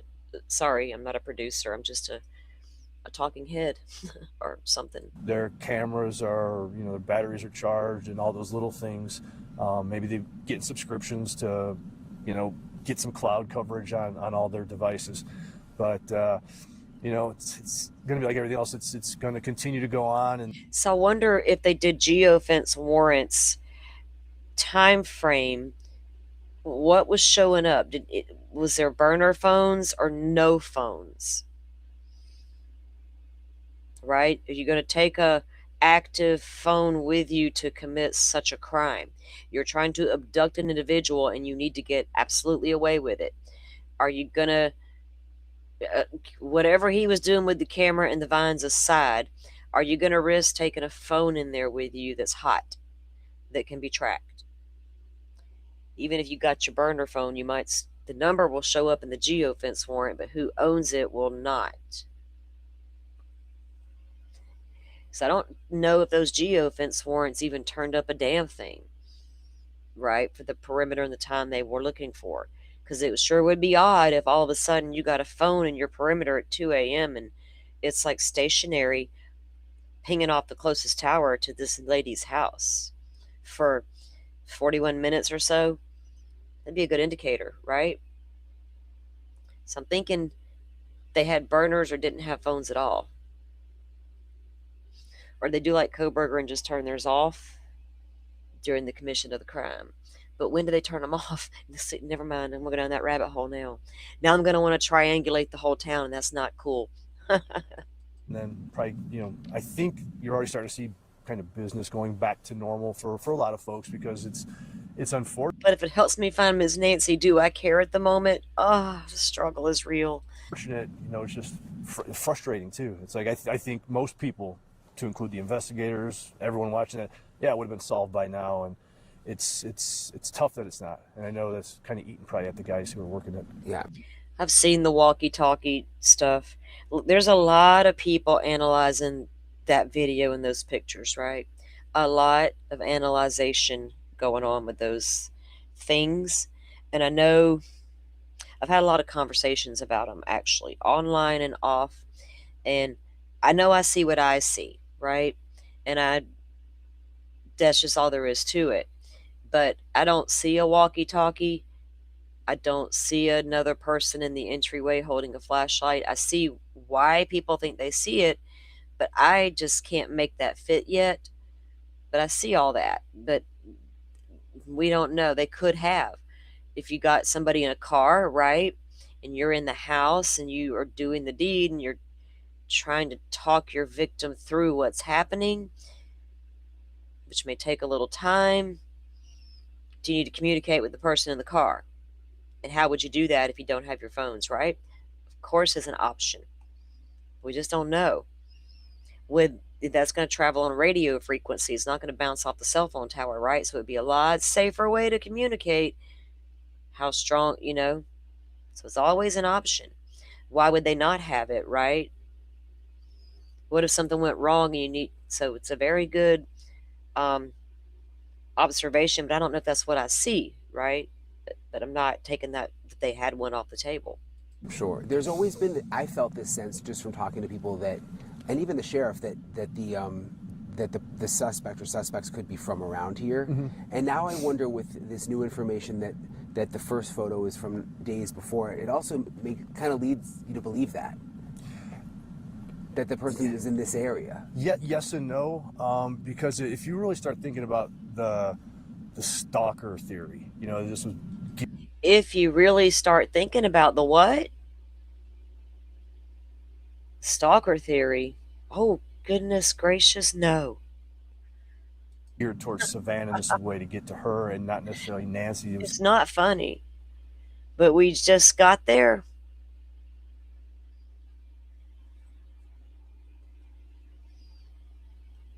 Kind of a means to an end.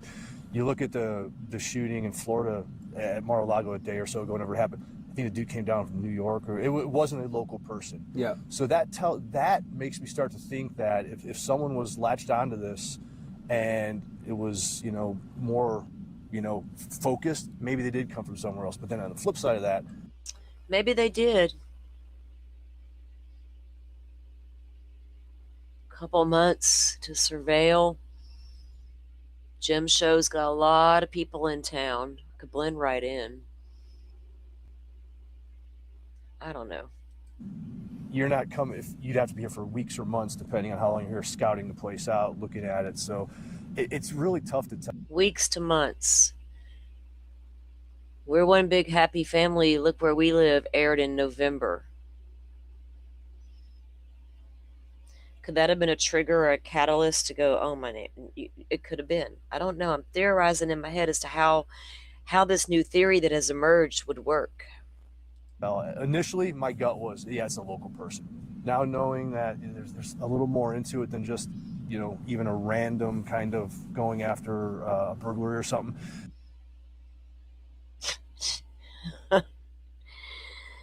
Seriously thought it was a random burglary thing.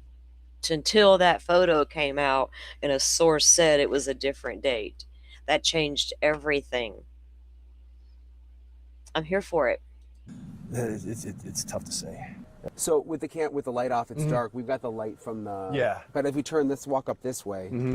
That's probably about all that conversation that was worth, not worth, but because the whole show's good, but bringing into my conversation. Because I was kind of like, I perk up when I heard the conversation. I was like, man, I could have sworn I've been mentioning that possibility for a minute now. And I wonder too, though, think about the Tepe murders and Brian Koberger. We are so conditioned to know that kind of scary, right? That exists in our world. We know it. We see it all the time. Somebody loses their shit and does that, and we're like, damn that. But are we prepared for an obsessed person doing stuff like that? Is there a difference in our brain with it, right? That's what I don't know. And I don't, because I'm thinking, what's the difference? And if it's not a damn kidnap for ransom, what could it be? And they even are now circling back to the TMZ letters and exploring whether those first two, the very first two, were real or not. Had any play in this? Because if you take that off the table, it only leaves an obsessed person. Now, the second batch of letters that were going to TMZ, when me and Dolphin were reviewing those the other night, there's an absolute big discrepancy in what that guy says. And when he says, I have information only, I saw shit go down south of the border 5 days prior. And then one of his communications, he wanted to describe in great detail what would happen if the demand wasn't met. What are you going to do? All you got's information, my guy. So sit down with your bullshit. But let's go back to those first two letters.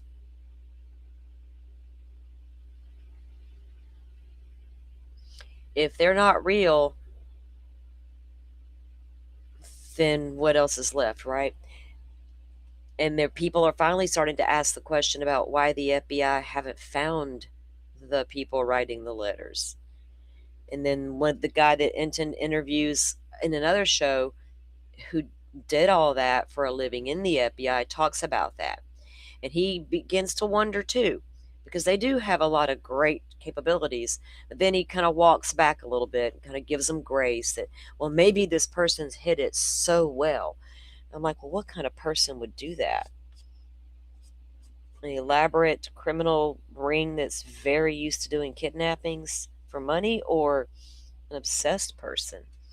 And then lo and behold, when I was trying to go to sleep last night, guess what Dateline's marathon was about? Kidnappers, kidnappings. No shit, you not. Some of the stuff I heard on that show was wild. I was like, man, and wow, it's crazy. Incognito person obsessed. What would make somebody so obsessed, and what are they obsessing about? And if you look at those last videos that Savannah did, they're not like scripted like the first ones appeared to be with the FBI's assistance, but I think they were, but they needed to appear way more personal. And not just appear, but be way more specific and way more personal. Do I think they know? I don't think they know enough to know if that's right or wrong. But we got to do this because this is a damn good possibility, right? Because it didn't feel like she was trying to appeal to the kidnapper who may be asking for ransom. Their empathy level is not going to be that deep. But whoever took her might have an empathy level that you could reach at some point. I'd love to go on the panel with Dr. Gary and let them tell me how wrong I am, or because I just want to explore that shit. I think I missed my calling.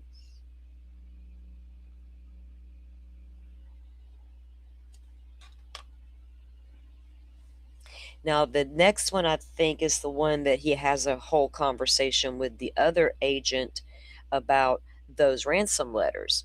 And I'm only revisiting that stuff because what is it if we're taking everything off the table? Well, literally everything. You got ransom for money that went terribly wrong, or we have an obsessed person for whatever reason that may be. And I'm here to explore the possibilities of that. I know what the motive would be if I got a kidnapping for ransom, right? The motive is money, duh.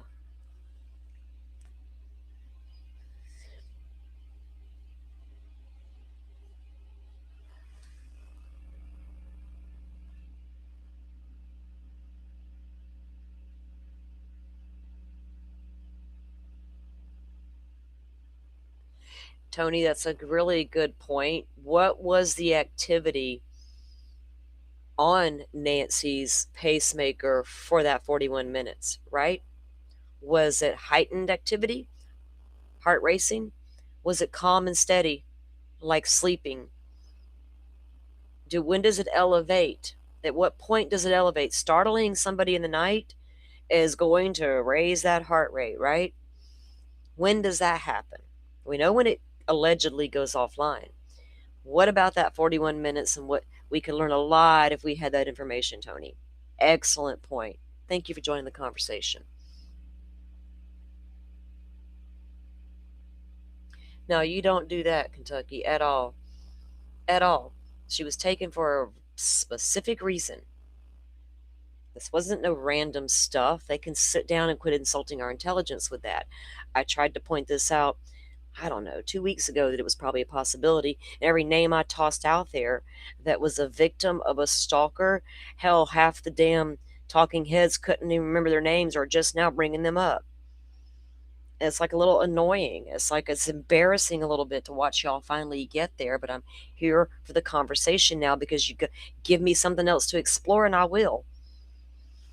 You put the rain of, you rained down on a couple of houses and threw suspicion at a bunch of people and took a bunch of random cars, and bunch of pictures and scoured some neighborhoods, and we got nothing. It's a little frustrating, right? So, why do we have nothing? An elaborate crime ring out for money that are professional kidnappers, in a sense, could do this and get away with it. But obsessed person, what the hell do they need to help facilitate and get away with this? Right?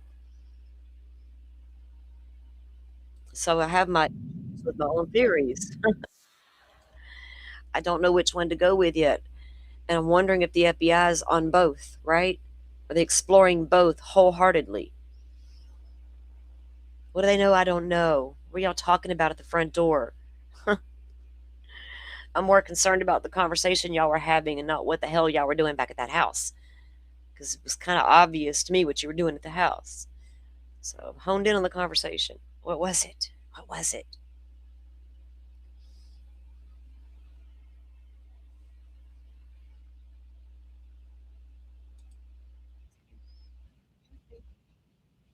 Okay, I think this is the one I was going to show. Let me, oh Lord, did my thing mess up again?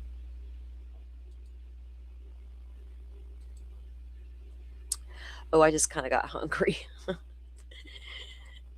In case y'all hear my stomach growl, it just almost did. I was like, whoa, wait a minute, calm down. Even though I ate this morning, some days be like that. And I'm like a tiny person, but I love to eat.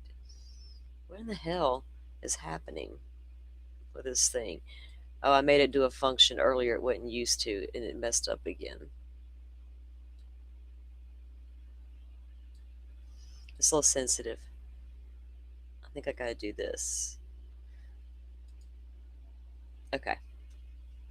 Look, my avatar's better, right? Sorry about my boring avatar, people, but okay. So this guy, I forgot his name. Let me make sure I got the timestamp right.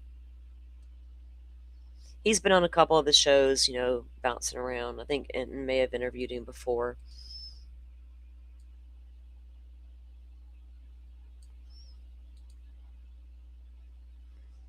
Let's see.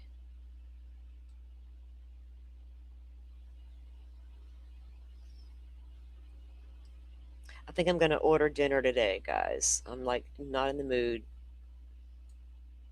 I cooked like yesterday. I cooked yesterday. Give me a break. And have anything else to do. I wasn't going live. Okay, I had to take a break from that too. Not from y'all. I miss y'all. Like sometimes at night, I get to thinking about this stuff. I'm like, I should go live. But are they all asleep? That's what I think sometimes. Is everybody asleep right now? What's happening out there? Maybe I should just go live one night impromptu and see how many of y'all show up. That'll tell me who my night owls are, right? Let's talk, guys. Let's talk. Okay, I think this is it. Complication when you get a case where you've got somebody missing, you haven't gotten a ransom note, and you don't know that it's a pure taking for ransom at that point, especially because there's visible blood. So at that point, you may think that you have a violent takeover and a taking of a person, not necessarily a ransom thing. So you, as the sheriff's department, are working this with the assumption that you only have a few hours, maybe 24, to find this person. And so you are thinking less of a long-term detailed investigation as you are finding obvious clues that will let us go right now and do something. So the philosophy of the case in the first 24 hours is we've got a missing, possibly injured person. This could be a violent thing. We've got to find her. So I understand why certain things had to be done. You can't go in and even search the place for her to see if she's in a closet or somewhere without damaging the crime scene. Uh, we get it. He's like part of this guy's annoying because he like tries to take up for every aspect, even when he can't explain why the FBI hasn't found out who the letter writers are yet. email authors are yet, he still makes an excuse as to why they can't, even though he wonders why they can't. So, word salad. That's just the way it is. So that's a big complication.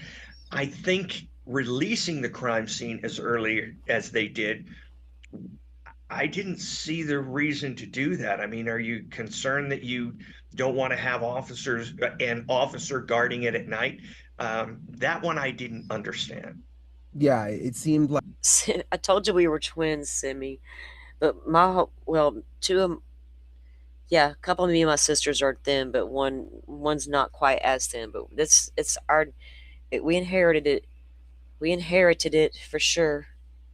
it just happened maybe too quickly. Yeah, that certainly is a strong possibility. I was thinking about the ransom notes, and the Bitcoin account, and the emails that went to TMZ, and the messages. Okay, before Ryan gets started, Forrest.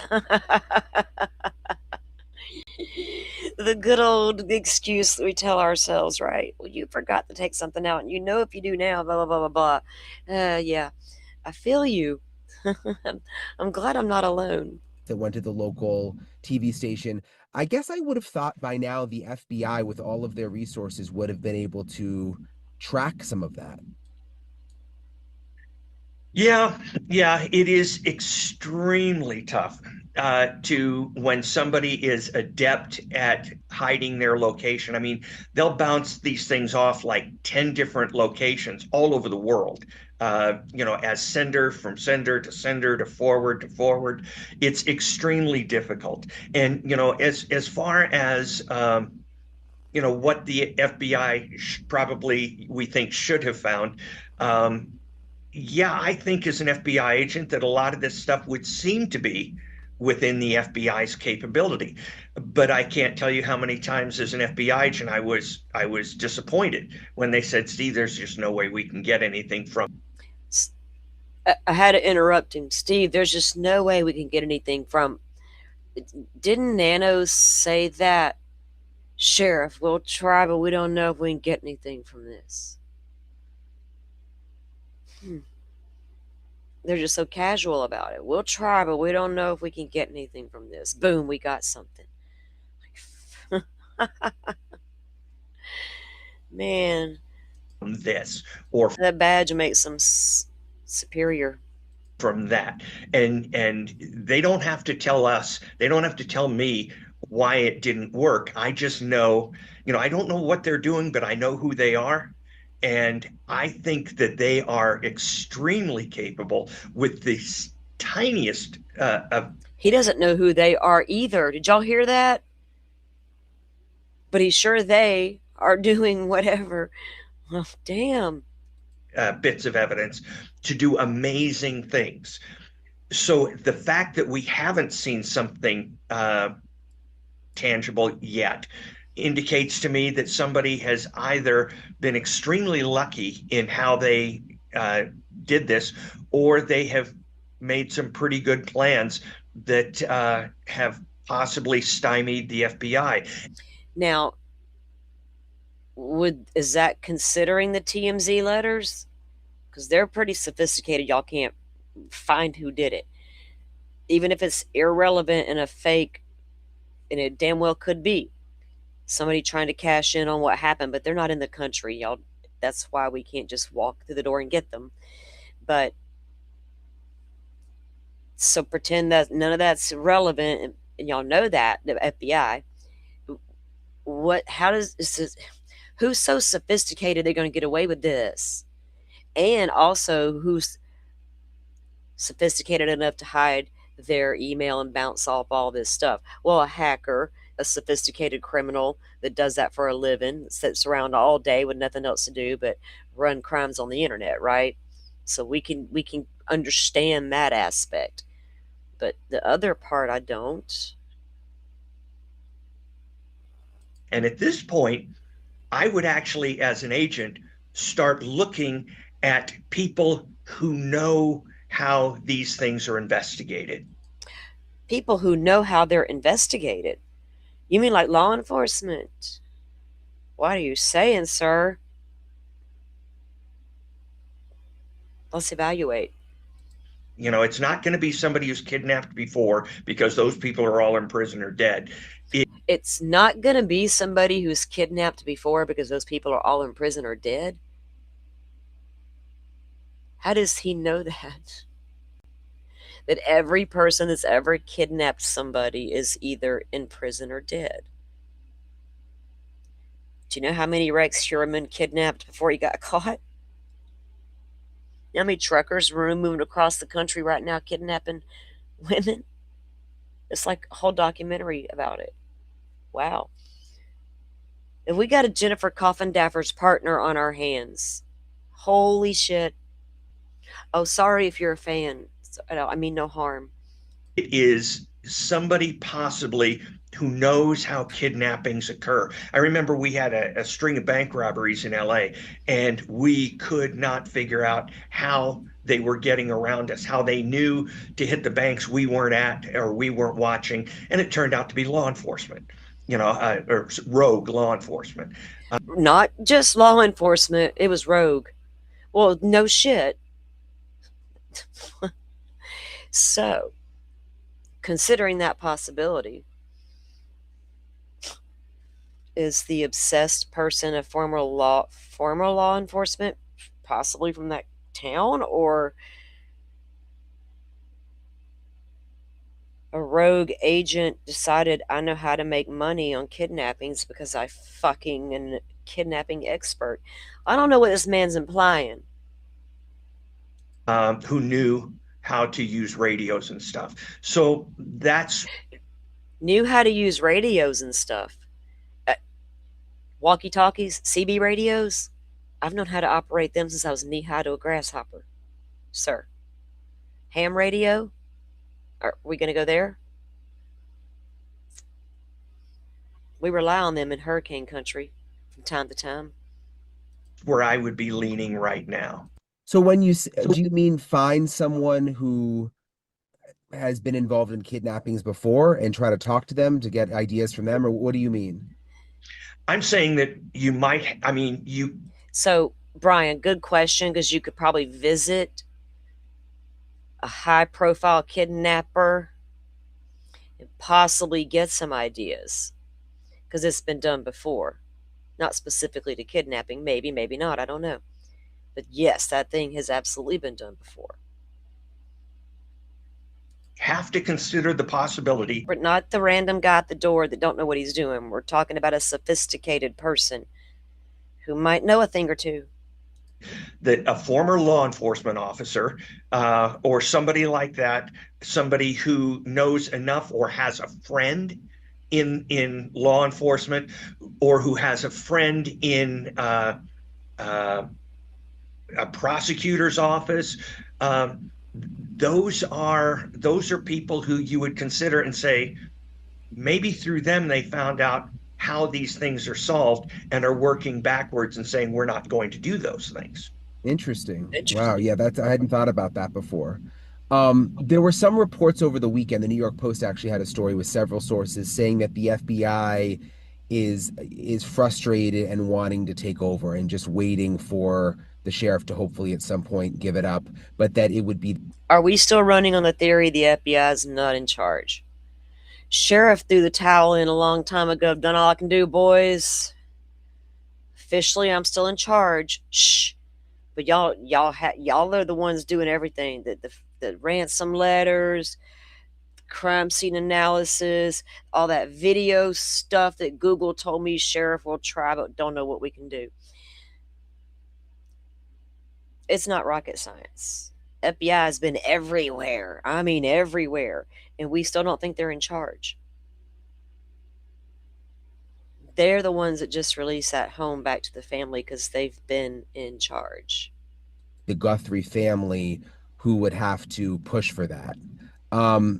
Is that really how it works? I mean, probably meeting with Savannah on a regular basis, crafting those videos together, coming up, going through every fucking email she ever had, working closely with her security team, because they're going back to the restaurant where she took her mother that aired on TV and asking people, did anything out of the ordinary happen that day? Anybody suspicious? You can damn well bet they got the employee roster for that date and time. Did anybody quit their job shortly after? Did anybody gain employment prior to that visit? And how long were they there? We got a lead if we got a name. Anybody got video of that? You don't think they went back over all that footage? Do we got a lurker in the background? That one weird guy sitting in the room full of ladies reading the Handmaid's Tales? If you know, you know. What we got here? If this Nanos ain't reviewing all that shit. He ain't even thought about that. No, that couldn't be a play here, boys. It's one of my random guys that prowl in the night. Jesus. Guthrie family came forward and said, Sheriff, we want the FBI to take over. Is that enough for the FBI to come in and say, okay, we'll do it? There's no written procedure. There's no point where you say, at this point, the FBI can or may take over a case. There's nothing like that. It is all predicated on voluntary cooperation. And if one side doesn't want to cooperate, there are some things you can do, but they're pretty draconian to take over a case. We learned that in the Delphi case, how it operates. When the state doesn't want the FBI help, they pack it in and go away. Some of them.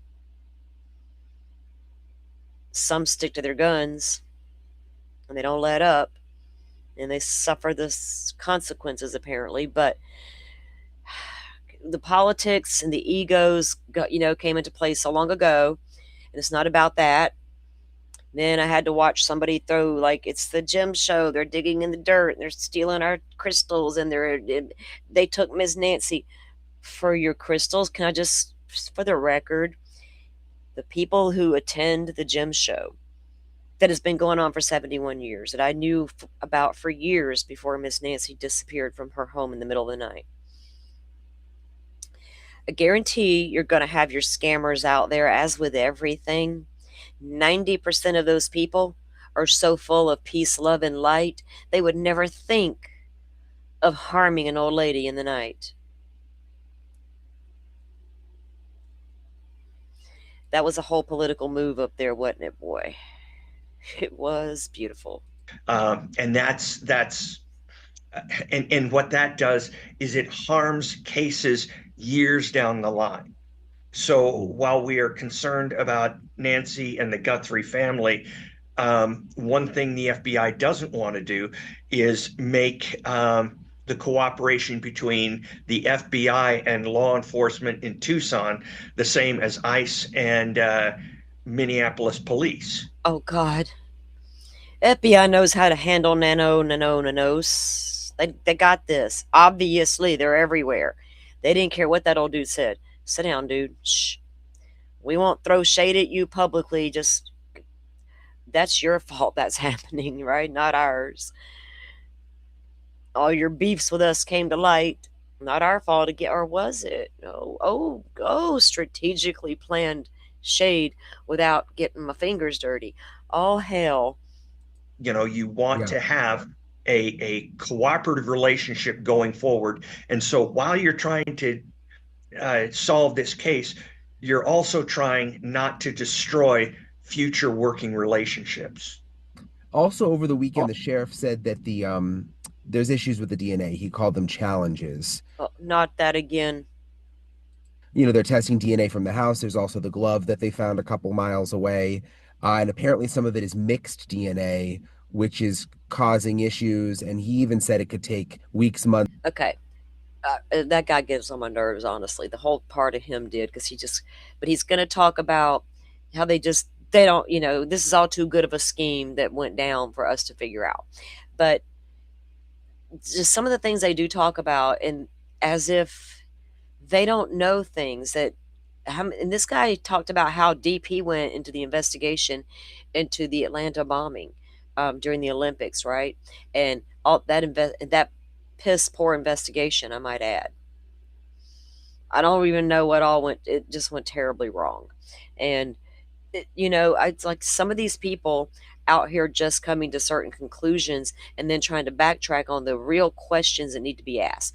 Brian is starting to ask real questions. I'm over that DNA as well, right, Asha? Because if there was anything there, we'd have it. The Florida labs, and I've done put 2 comments to Brian, and I can tell if he hasn't seen my comments, he's thought the same thing I have at this point. But about that DNA, if there was anything to that DNA, that Florida lab, CC explained exactly how the process worked on Banfield last weekend about the how what the FBI actually does and how they always have a private lab do the work that that private lab did, and then they take the sample just like they did in Idaho, just like they did in Idaho, and the problem is it's a mixture, right? That's the fucking problem. And he wanted to pretend to everybody we have DNA in that home. Also wanted to pretend that glove 2 miles away was going to be something. And it was all just nothing burgers. It was his stupid word salad. Don't know what he's talking about.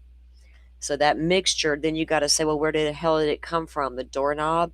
We can only hope that the guy at the door transferred his saliva.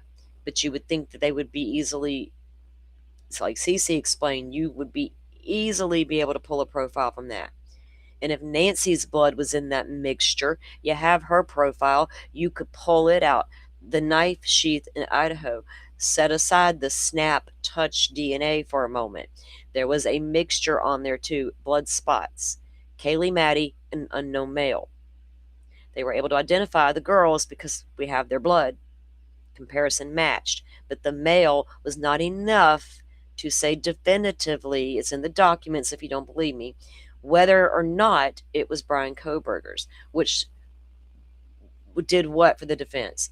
To maybe open the tiny bit of a door, could there be a third person or a second person? No, nothing else backed that up. But they could not say definitively whether it was or wasn't Kohberger's, and Ann Taylor conceded to that. There was a whole thing about that in the way it would be presented to the jury. Sometimes it absolutely pays to read the documents. So there's not going to be a whole lot done with that DNA unless technology can improve to pull this weird mixture of partial DNAs out to see who's who. How can they use that to compare to say it didn't match the family? If it's a mixture for real, think about that for a moment. Because the family's been cleared, and the people who worked there have been cleared. And okay, we saw that in Idaho. People were being cleared based on their alibi, their real ones, and their DNA swabs that they volunteered didn't match that sheath. So what DNA are y'all using from within that home to make comparisons to if all you got's a weird mixture that you can't put in CODIS?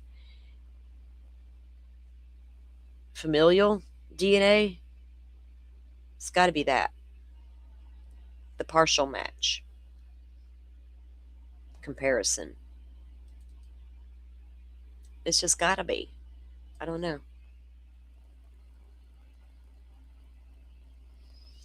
The prosecutor put out a territorial. Oh, God, I saw that, her message, but bleh.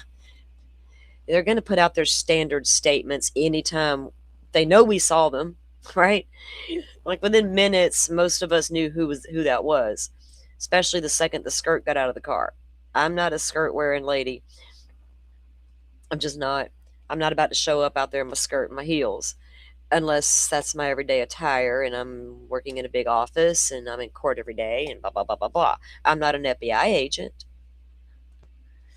unless I'm in disguise that day, right? Some of us knew within no time who that was and what it was. Like I said, we saw it in Idaho. We've got video proof, picture proof of absolutely the DA right out there in the yard. They're pointing them through the theory too of where they were. Yeah, you can see them doing it. Ann Taylor arrives with her team. She's pointing to certain locations and you can, yeah, they're talking about the theory of what happened that night, right? Where's all them body language experts everybody always told me I should listen to and watch? The ones that say if you touch your face, you're up to something? Those people. What's that body language telling you? They're showing the scene. I'm so shady sometimes. I can't help it.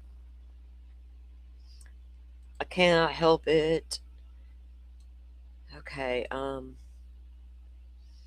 anybody seen any news popping off? I haven't been looking at JLR's stream since we've been live.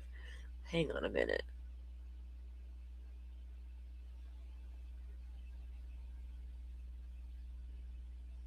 Fox News Digital. What is this? Mike Ruiz. We got a camera of a car on a back road. Wait. Did I ask a little while ago, do we got a camera on a road? But whoa, he's speeding by though. Hold on. Mike Ruiz. I feel hot. I'm on a fucking hunt to find Ms. Nancy come hell or high water. And let me say, I hope the chances of Miss Nancy being alive and well are better with an obsessed person than they are a kidnapper for ransom gone wrong.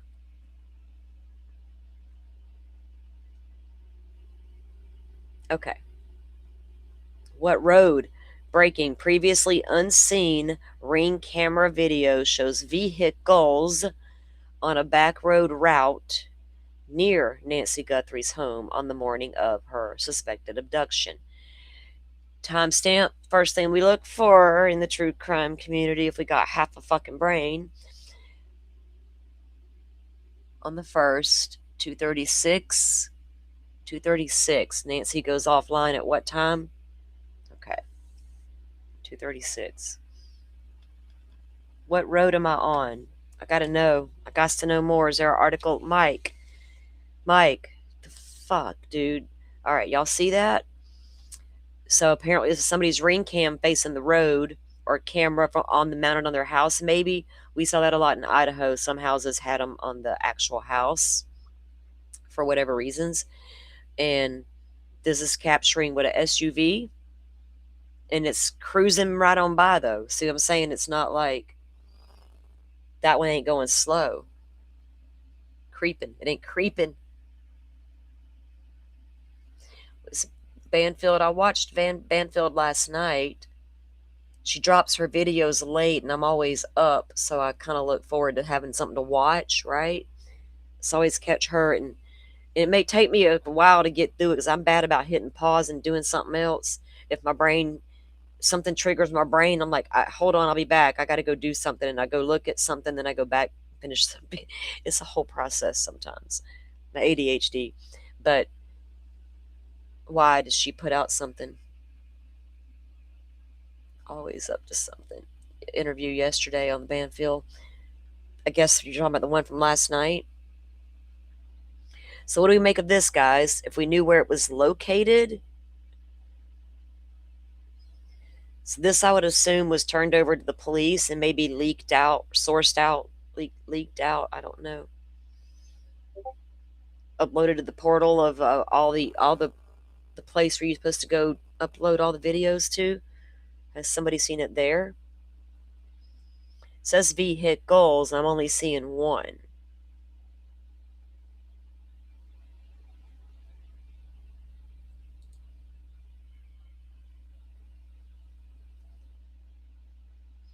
Hang on, I gotta take that down and go link. He's got an article in there I can link. You can't do it while I'm got the screen up. It's weird.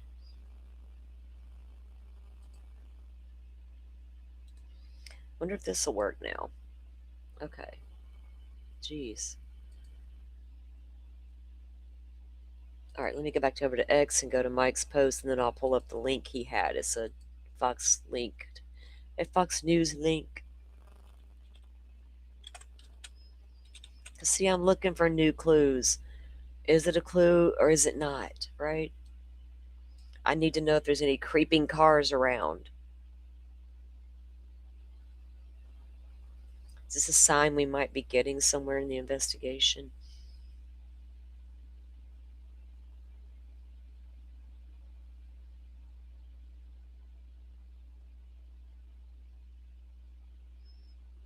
Okay.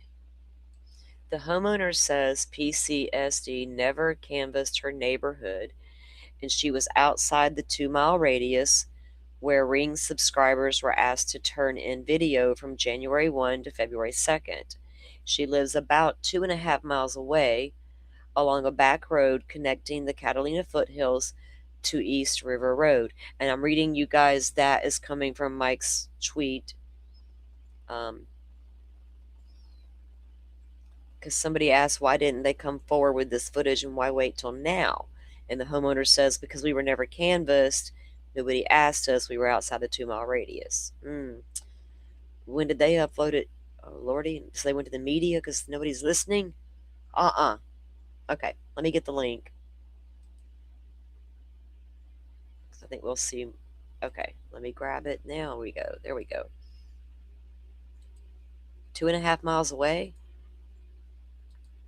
But which road? Is it leading into the neighborhood by any chance? I don't know. Nancy Guthrie's neighborhood's Ring camera captures vehicle on possible route from the crime scene. Oh boy, can we corroborate that with anybody else's that's on that same route out? Because I've wondered, there's a route in and a route out. Certainly, y'all went beyond a 2 mile radius and maybe went 5 miles out trying to get a grip on the route out. Jesus, Lord help us. Well, the main cops may not have in the beginning. They're like, oh, it's too far to travel to investigate. A resident in the Catalina Foothills neighborhood has a street facing camera. Nice. Okay. That caught 12 cars passing by that morning. How relevant are they along that path? The recordings took place between midnight and 6 a.m. on February 1, and some of the activity occurred or near the 2:30 mark, which is around the time authorities. Okay, so the car we see going out around the 2:30 mark, do we see it coming in before that? Like go back an hour, two? Can we pick up that same car maybe headed into the area? I hope that video is under review. The homeowners, Aaliyah, I don't need to know their names, they told Fox, I'd like to know the street though, the digital that police had not canvassed their neighborhood in the 25 days since Guthrie is believed to have been taken from her bed in a home invasion. The FBI Pima County Sheriff's Department had been alerted to the video. It was not immediately clear whether the video is of any use to the investigation. Well, of course not, and not at that stage.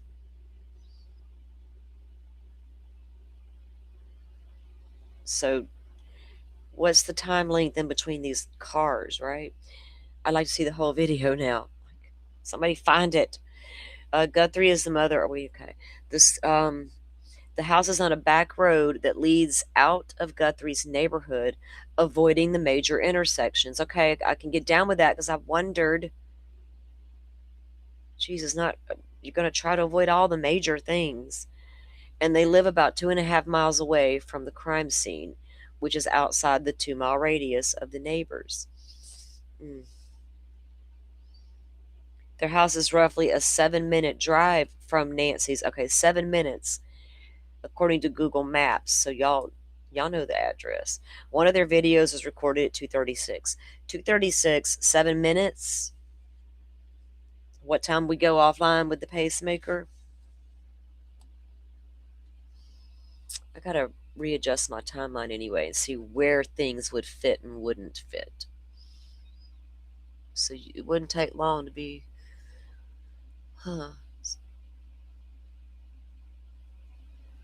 what is this? Is this gonna play correctly? Is this a darker vehicle than that other one? I have worked Oh, at numerous restaurants since I was not 14. a restaurant. I Made me wanted to stay hungrier. here because I don't know what else to do. What kind other of than restaurant? This place. It just kind of grabbed a hold of me. What is this? Barbecue. Oh, I was already craving the barbecue. Oh, that's a car leaving the area. That's after midnight. 19 minutes, after 39 minutes. Now another vehicle. They got the whole video here. Oh, well, he scurried by. That was after midnight, but before 1 a.m. Always look for your date and time stamps on these videos, guys, and wonder why if they're not there. Oh, okay. 231. Again, where is this road? If I got one going faster than all the rest, that would be a sus. Oh, there go another one. They have fucking cars all over this neighborhood. They got prowlers walking around with backpacks and cars just. People might work the night shift. There goes another one. 327. So that's well after our event, right? Considering the time Nancy's pacemaker went offline. And this is 7 minutes away from Nancy's house. So that's at 3:45. Okay. Totally irrelevant, probably. Why would they go back? So what that was. Okay, he's going that way. He's 407. Oh no, that's a familiar timestamp.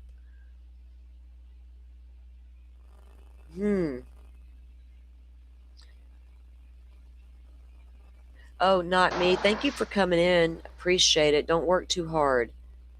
Please don't work too hard. But we respect it, man. We all gotta earn that money, don't we? It's a shame that it takes so much money to live. You gotta pay for everything. What happened to the simple days? I can light my gasoline lantern and see you by the light. Our modern conveniences that we damn dearly miss them when we don't have them. Trust me, I'm in hurricane country. It sucks when the power goes out. We got to pay for that shit. So they got activity all the way till 5 a.m. So I'm more. Let me go back to the beginning. Okay. So we got a car cruised by to 12:39 a.m. So it's long before our crime, right? Well, before the camera goes offline at 1:47, before a guy shows up at the ring cam.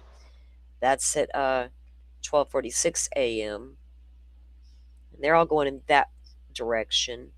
Directions of the cars matter too, for me to make it fit. I just wish I knew which road this was. Okay, they're going out 2:30. I'm gonna call that out to the left. To the left, to the left is going to be my out. Which is weird because when the crowd goes right, I go left. I always say that. That's my out. 231 was that timestamp. Oh, see, 236, that dude's going the different direction. 236. So 236 guy is going a different direction. Huh? Is something going on with the video? No, I don't know if I can slow-mo it or not. I'm playing this off Fox News' thing. Hold on, they done messed me up. Their video's scrolled over. I'd have to actually record that probably and slow it down myself. I kind of wanted to watch it in the natural state so I could see if any cars did slow down, right? And then which ones are going faster. And even if we slow it down, getting a make and model, there's going to be so many freaking opinions. Can I predict something? We're about to have thousands of opinions on every vehicle we just saw in that video. But we'll see what we can do, Butterfly. Hang on. I got to go back to Mike's post and pull that link back up. Oh, goodness. What is that?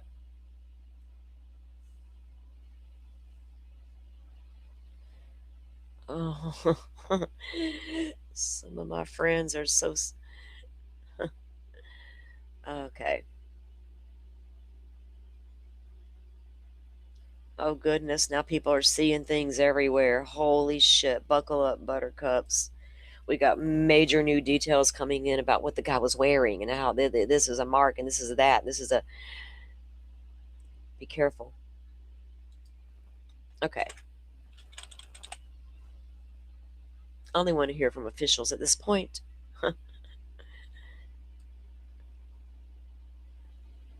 All right, where'd it go? the original link.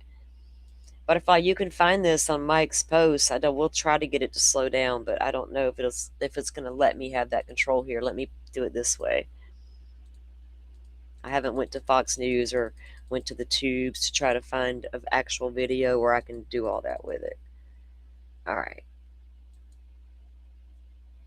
Isn't even going to let me do anything with it now. The hell just happened?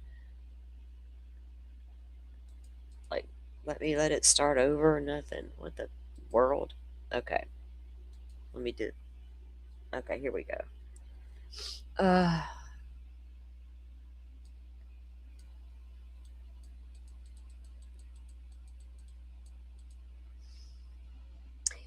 and I've also put a lot of thought into what kind of vehicle would we take the victim away in. Because I absolutely know somebody took that lady out of that house, regardless of who entered it and why they took her. Someone's always taken her out of that house. I always wonder what kind of car they were in. What kind of car would you drive to do that? I think weird. All right, let me get up to the video. Is it going to let me do anything with these controls? Let's see.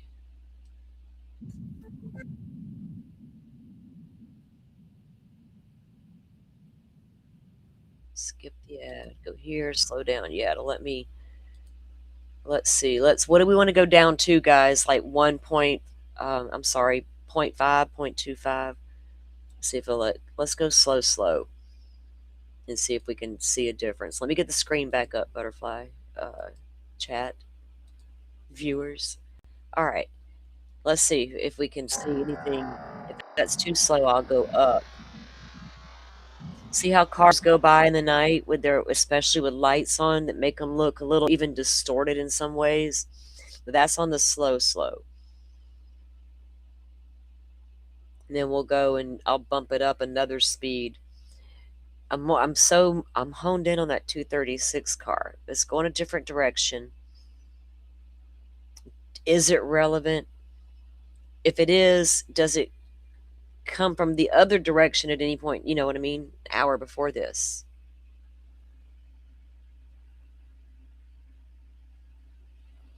Oh, look, I got it slowed down. It's taken forever to get to the next frame.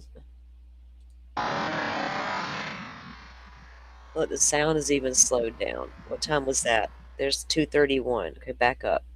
Let me hang on. I'm not happy with see, when I go to try to mess with it, it does this weird shit. It's gonna aggravate me. Damn it, man. I think that was too slow to get anything from it.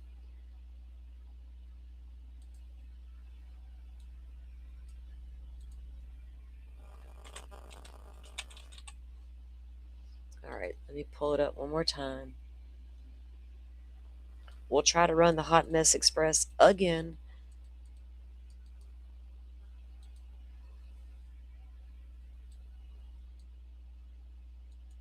Okay.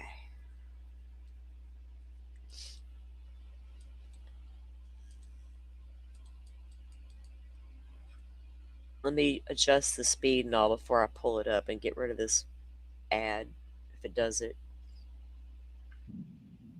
Yeah, of course it's going to do it.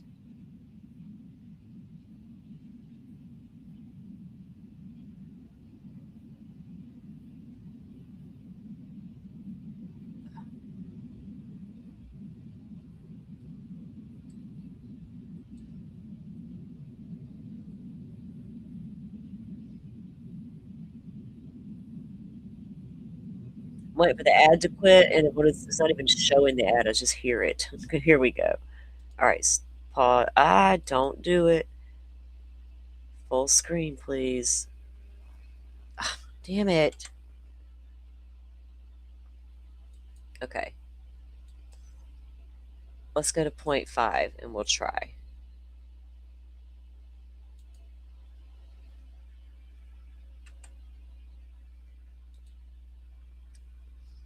I feel like this screen is being so wacky. All right. See, it won't go back like it needs to. I'll try this. Okay. See, it does that when I go back. This is aggravating me. Now it's not going to go back at all? For real? See, it's so finicky when I don't pull my links up but a certain way. And now I've re-pulled the link up on Twitter and you guys can't even see it, even though I was showing you the screen. Now let me try it again. Let's try. I don't know. It's going to make me have to record it and do my own thing to it. So crazy. Cringe.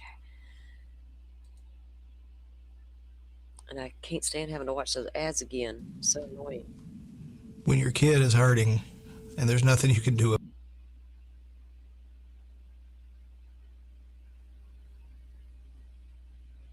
The article's got a still image of one of the cars. Rach, what was the time? Do we know the timestamp on it? I'll look.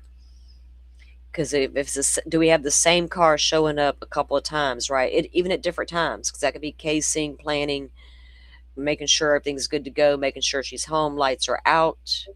Koberger circled his prey for a hot minute, assessing whether or not those lights were out. So could we have that here? Absolutely, right? If we even at 12:30, 12:46, just I'm looking to see if the car that went by at the 2:30, 1:36 mark, do I see it here? That was 2:31 right there. So I haven't slowed it back down because when I tried, it's gonna. Hopefully, it won't mess up. Let's try. Ah, see, don't you do it? Oh my God. I'm not gonna mess with the settings, guys. It's gonna have to play the way it is. Y'all can. I'll drop the link to this. It's on Fox News.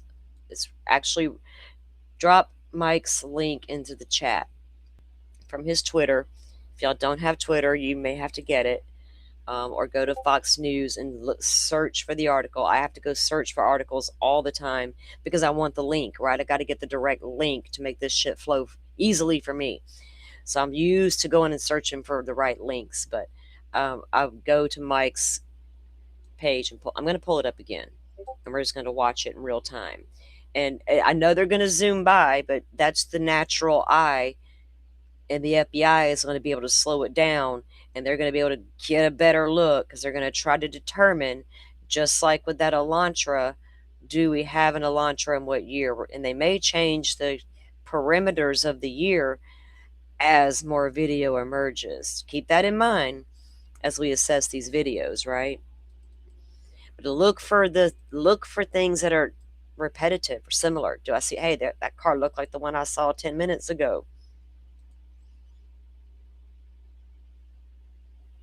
That one's going slower than the rest. He's going in opposite direction.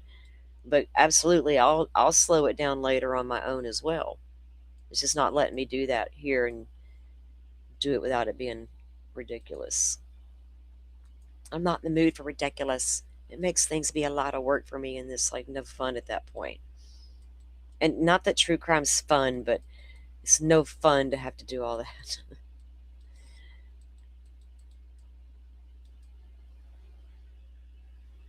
That's the downfall of it all. Okay, for me anyway.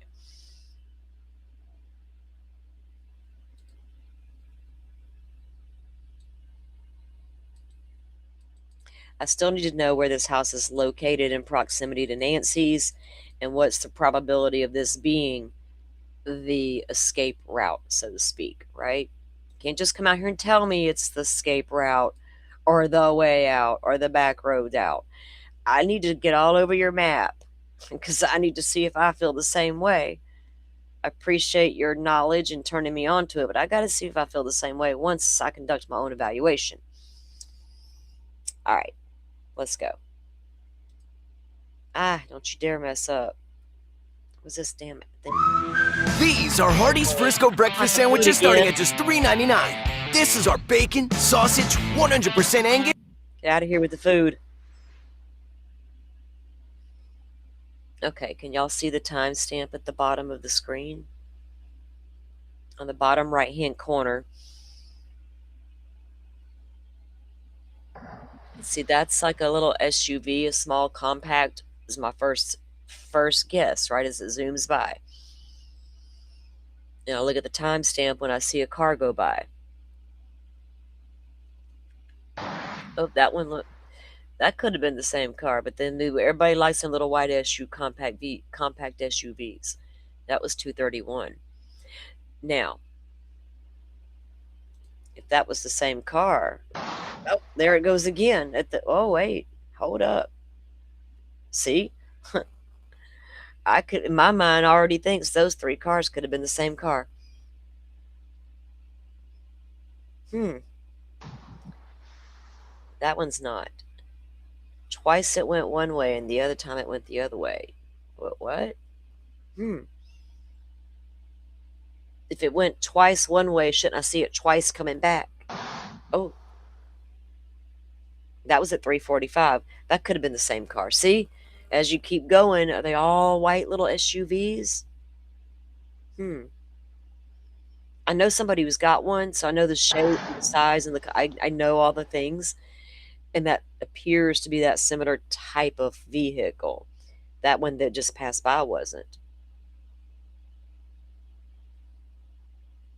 I don't know. Do you guys think they could pull a vehicle of interest based on this kind of thing right here? Is this what they're looking for from the neighbors? Because if we can place a vehicle in that area during times we think this, and that was occurring, we can get a lead or at least a time frame, a timeline going, right? Remember, they had all that footage of what that light colored sedan was doing all around King Road, but they had no clue who was in it. They had no clue exactly what kind of car that was. So you can't say that person did whatever happened in that house based on that alone, right? They could have never have convicted without that sheath. Without the sheath, they could never went to court and said that's 1,000% Brian Koberger's car, and look how many times it rides by this victim's home. And does it place him in the home? Do you have any other evidence against my client besides a video where he was driving around to look at the moon and stars in the middle of a neighborhood? I get it, but y'all see what I'm saying? Examples. We like to have examples. The way it was driving fast too, Asha, right. I'm noticing the speed of it each time.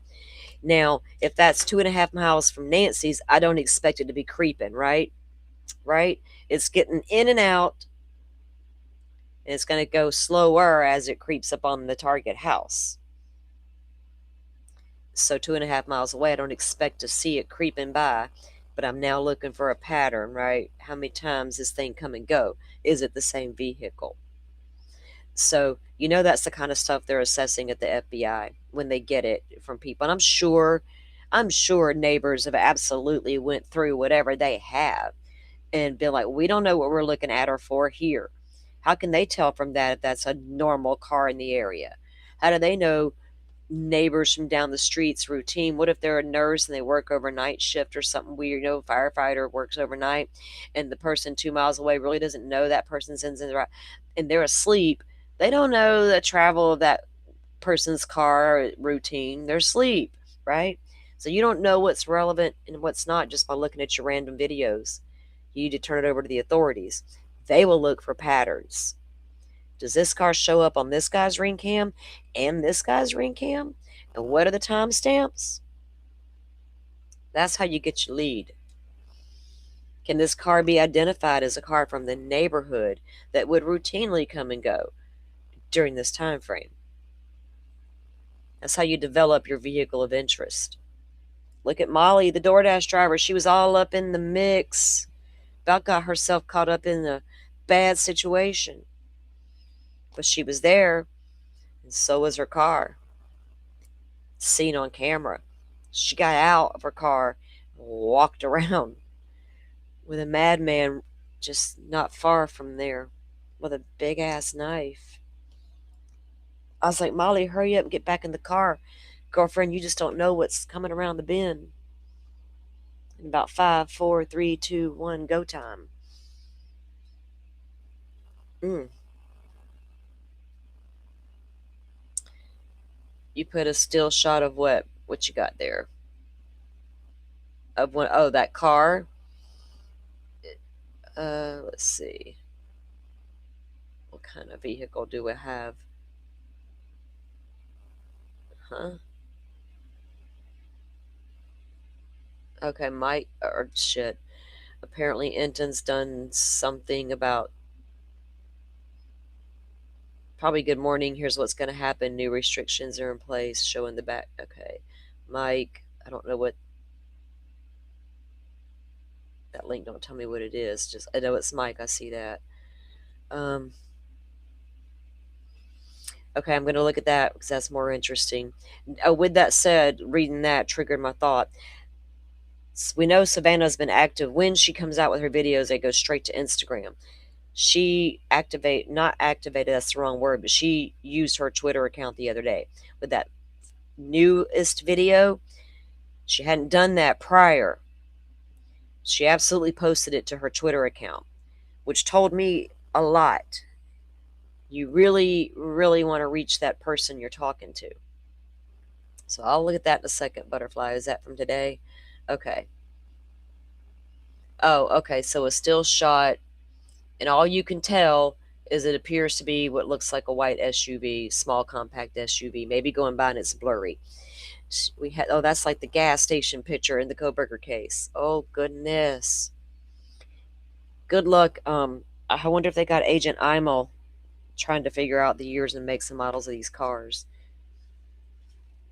Y'all, there's a whole rabbit hole with this make and model of these cars you see on these videos and how the FBI determines the make and model.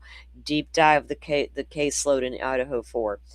Ann Taylor didn't leave one stone unturned. Prove that's my client's car. You got grainy, blurry footage. So it looks white. So, I don't mean to laugh, but it's true.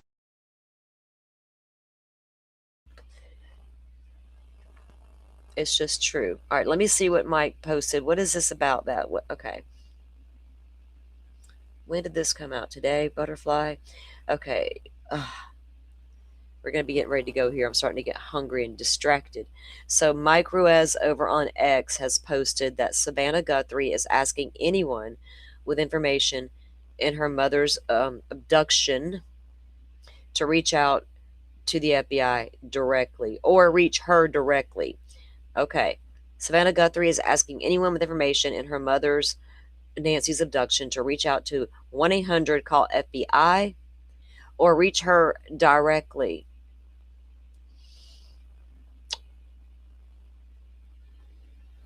Phone number, email, text message.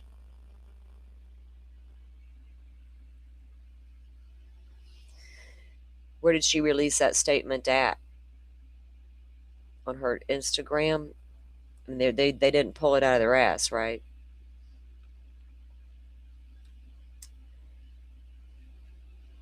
Let me go look at her Twitter and see if she's had any activity on it. Just one day ago where she posted her video. Prior to that, 2 days before, she reposted Phoenix FBI. January 20th was the last time she had reposted something, and back in December or February 25th, she reposted 2025. See, there was not a lot of activity. I went back and looked. There's not a lot of activity on this X account until 1 day ago. And I have that same video pinned on my Twitter account because I want the abductor to see it and listen to it and think about it, regardless of the motive for doing it. It's time, right? How long did you think it was going to go on? Forever?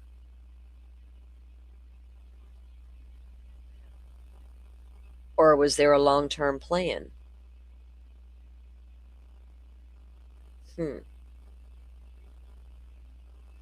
What is this, Butterfly? Good Lord, information. Okay, let's see. Oh, yeah.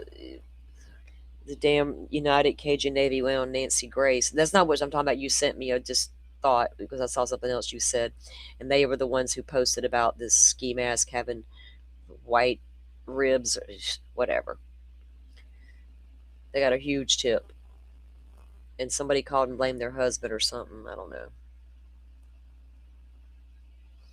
What is this? Let me evaluate real quick, guys. Where did this come from? Off of that article, Rachel? It looks like it did. Nancy Guthrie suspects digital blackout may be key to case, says expert who probed the Koberger phone. Oh well, no, no. Well, they're finally figuring it out. Oh boy, I feel like the lone wolf sometimes. Actually, I'm a coyote in a field of wolves, or is it the other way around?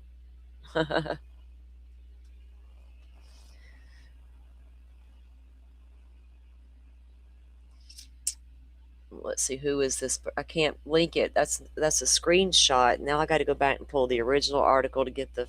Nah, I'll do it later. Yeah, there's a chance. All Koberger did was turn his phone off. And I know who probed his phone. I deep dove that, right? We deep dove the shit out of that. Heather Bernhardt. He used forensic data wiping tools to erase a lot of data where he was searching victims and all these random college girls.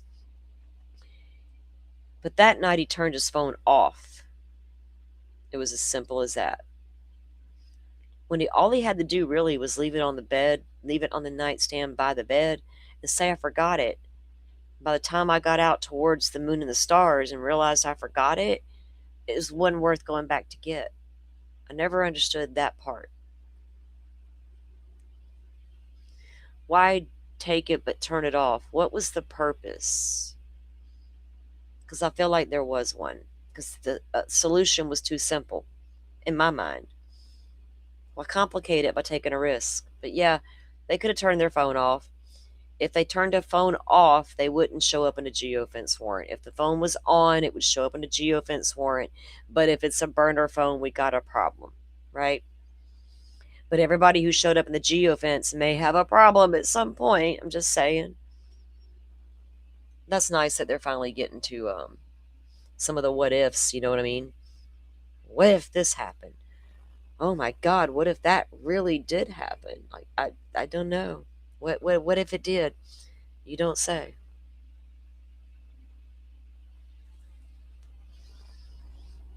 I don't know what will happen now that the family gets the house back. I don't know what will happen now that the media gets pushed back as far as they have.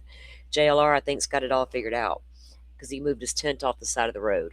And I don't know that they can do much more to that than him. Legally speaking, they can't push him any further back. Right? They can't. Unless the owner of the property he went to decides to throw up a no trespassing sign. So who owns that property? Is it public or private? Holy hell. Look out, JR. I'm warning you. Something to think about, buddy. Karen may have a friend who owns that piece of property, and she might be calling him and complaining heavily. Lord help her. She need to get something better to do. Maybe she should be kneeling in prayer instead, right? I get being aggravated by it all, but goodness, I bet Miss Nancy's pretty aggravated by it all. Don't you think? If so, hopefully, because we know something terrible happened in that house. They took an elderly lady from her home. She was injured. Let's hope Miss Nancy is still alive. And let's hope that her abductor has enough empathy to care for her. For whatever reason they did it. I have less hope if it was a kidnapping legit gone wrong. I know what would have went wrong, or else an exchange would have already been implemented a long time ago. Because no kidnapper wants to keep an old lady alive that long. We need to move the fuck on. But an obsessed person may have a whole lot of time on their hands.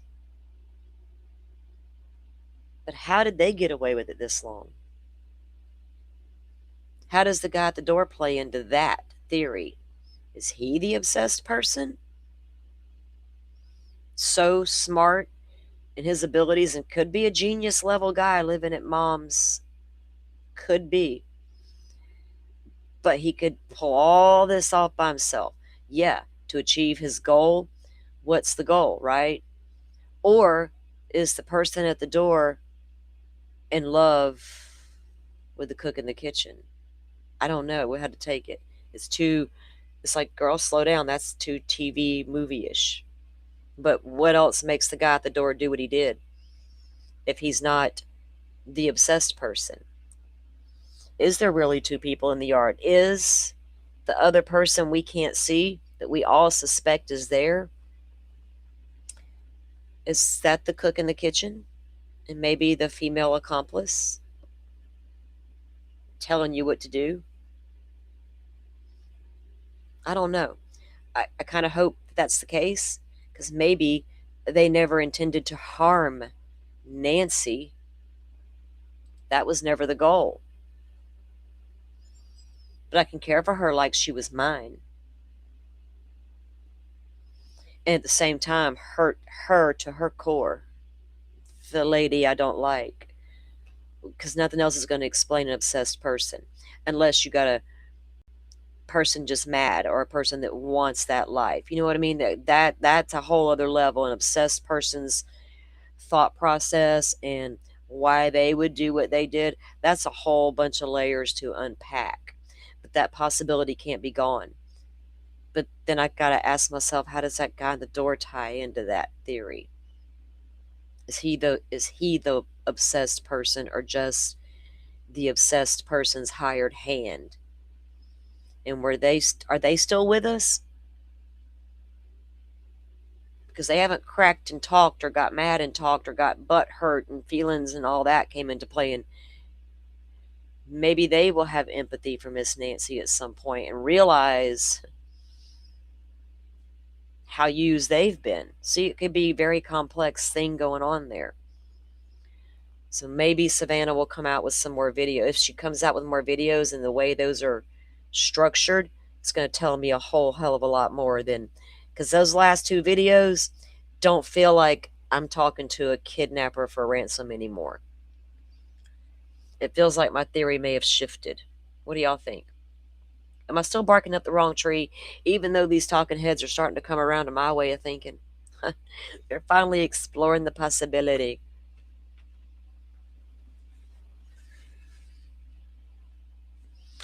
Oh, I pulled up JLR's thingy for a second and took a peek, and I didn't see anything. Hey, what are y'all all doing for dinner? I think I have decided on the barbecue. I hope I don't change my mind when I start looking and somebody's enticed me with something else. Usually once I have my mind made up, I have it it's made up. I actually wanted it like last week and talked myself out of it. But today's a whole new day. I feel like just binge watching mindless TV for a while and eating a bunch of food. Check the news every now and then, see who I can aggravate online.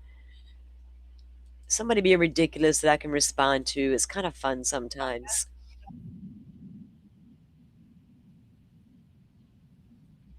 Okay. We'll check out the scene before we head out and say our goodbyes for the day, guys. We don't ever say goodbye around here, are we? We're going to say see ya later. All right. There's JLR. So he moved his tent off to the side of the road, and I think he still has his table and stuff out there. So he won't be all in the elements. And it looks like they're just still there. Yeah, I don't know how long the SUV that showed up earlier today, I don't know how long that was there. I didn't stick around to find out all the deets on that. Oh, that reminds me, I got to go back and do some recon about a certain somebody showing up in the stream. Y'all for real, or was y'all pulling my leg? There's my entertainment for later. So there's nothing happening. I don't expect there will be a lot more happening at this house, y'all. Do I think it's the family? No. I took that off the table a long time ago. After they went and scoured Annie's neighborhood and around her home, re entered their home, took a bunch of pictures and electronics, took the vehicle.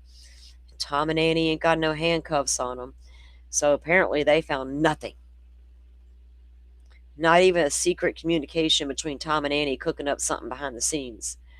Nothing between Tom and the bandmates talking about it, scheming about it, planning about it. Just like the people's houses that got raided.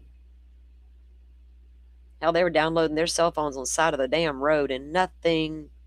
We got nothing except possibility of an obsessed individual and a ransom gone wrong. It's all that's left on the table in my eyes. Unless something comes up with the family that's valid, then I'll look dead ass at them, right? Dr. Gary's convinced something's going on with the family dynamics, but upon further evaluation, he feels that way in every case. So I don't know. I can't even take an expert's word for that one. Dr. Ann and Maureen were down with the obsessed person theory, though, especially when they realized Savannah had a female stalker in the past. And Maureen said, "Those pesky little son of a bitches, her words, not mine, never go away." It's like, damn, you don't say. See, I've seen it all. I promise y'all. I have seen it all the accusations, all the whys we think that. I haven't seen it.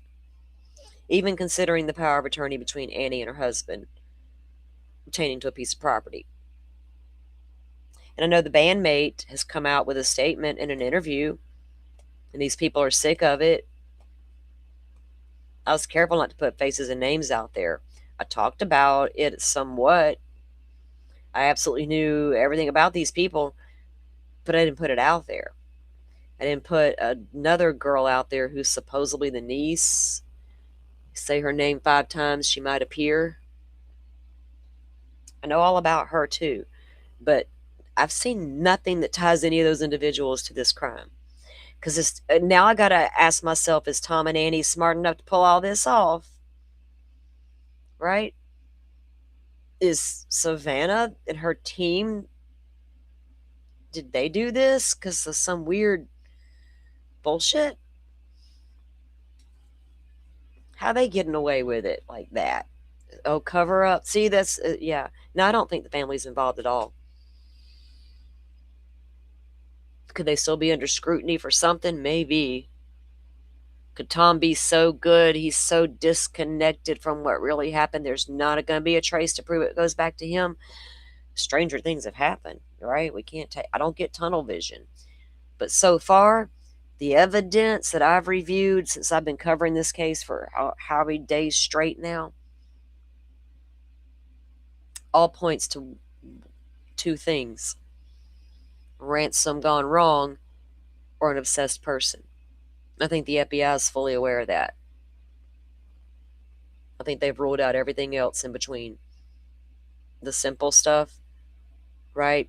And again, if we got DNA in the home and we're clearing people by DNA, that apparently their DNA is supposed to be in the home, the families, and nothing about their DNA appears to have been part of a crime. I don't know how to explain where their reasoning is, but I'm going they probably based it on lack of digital and physical evidence. Even going back to Annie's home, no blood, nothing to indicate, no blood in the car, because we know she was bleeding when she went out the front door and was probably taken away in a vehicle. So if they took her away in their own vehicle, would they find some blood? Things like that are telling me no. Just like the Rogue they pulled over in Carlos's car, they have found nothing in these vehicles that puts Nancy in those vehicles. Should have put her in one of their cars, though.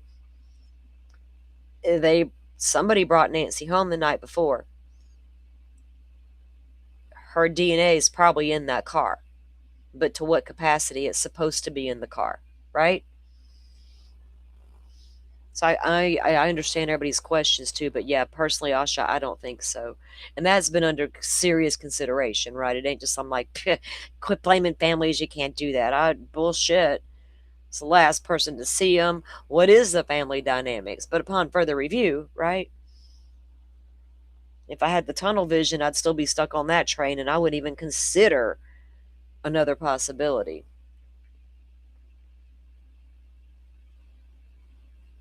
I know they are, Simi. And how long have I been speaking about that theory or trying to? And a lot of them, like I said, yeah, I didn't stream yesterday, did I? I sat back and was like, damn, over the past 2 days, they're all coming to the realization that this is way more than we thought it was. What it is yet, we don't know, but it's so much more than we allowed ourselves to think it was. Because we're primed to burglaries gone wrong, the masked man in the night. We're used to that shit. We're not used to some obsessed person doing what? Are you kidding me? They would go to that length? That calculated? Forming bonds with their abductors and what? What are you talking about? That's the whole thing. All right. I'm hungry, so I gotta go. The interview room is going strong. Jet, I've been seeing you in the chat. You know I go there. I chill over there when the conversation's worth listening to. I am there. And I love that last conversation that I did view. It was last weekend, I believe, last Sunday, when they had Dr. Ann and Maureen on panel. Excellent discussion, and they absolutely explored my theory. And I got excited when they started. And I even asked Chris I don't usually talk to that dude, but I noticed he had a tweet. So I just asked him in the tweet, hey, could you get those two back on panel and y'all elaborate a little bit more on that theory, especially why Chris thinks Savannah was talking to a woman in that video. Maureen just like, whoa, why do you think she was talking to a woman, Chris? I hadn't considered that. I was like, now we're talking. Where's my coffee? But Dr. Gary wanted to continue to bring up family dynamics. So it got a little frustrating.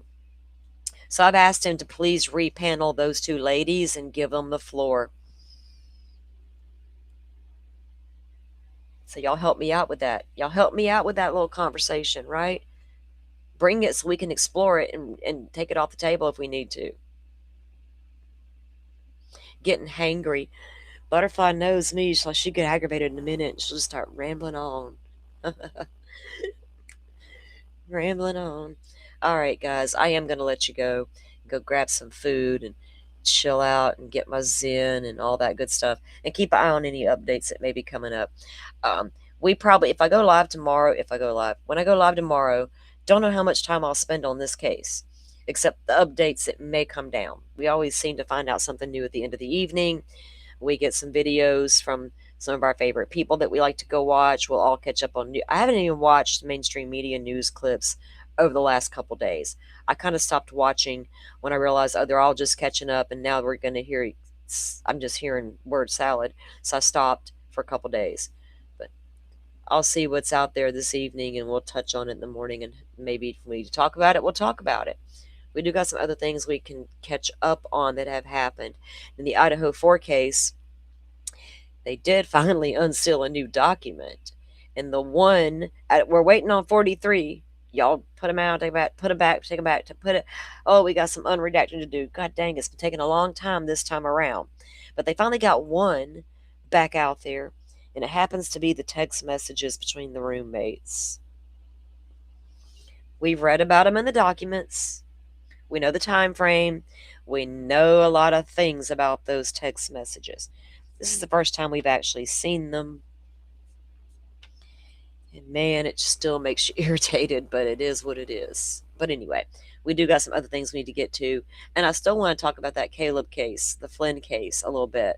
And if I need to go see if we got any new information pertaining to that case as well. We all know Nick Reiner did the not guilty plea. He's got a prelim scheduled that they're probably going to try to postpone. And I feel like it's something else. Oh, and that other lady's trial is still happening. I've been seeing the bizarre clips of testimony coming from that trial. Oh, which reminds me, I did see a clip, and the defense attorney, I think it's the defense attorney, the heavier set lady with the blonde hair, was up there talking or doing her thing, questioning the crime scene tech, and the other attorney, was it the prosecutor, had a problem with the word y'all. She wanted the other attorney to say you all versus y'all. And I was like, damn, how offensive. With Koberger, they didn't want to use the word psychopath. This lady don't want to use the word y'all. I'm sorry, y'all. I'm from the South. You all or y'all.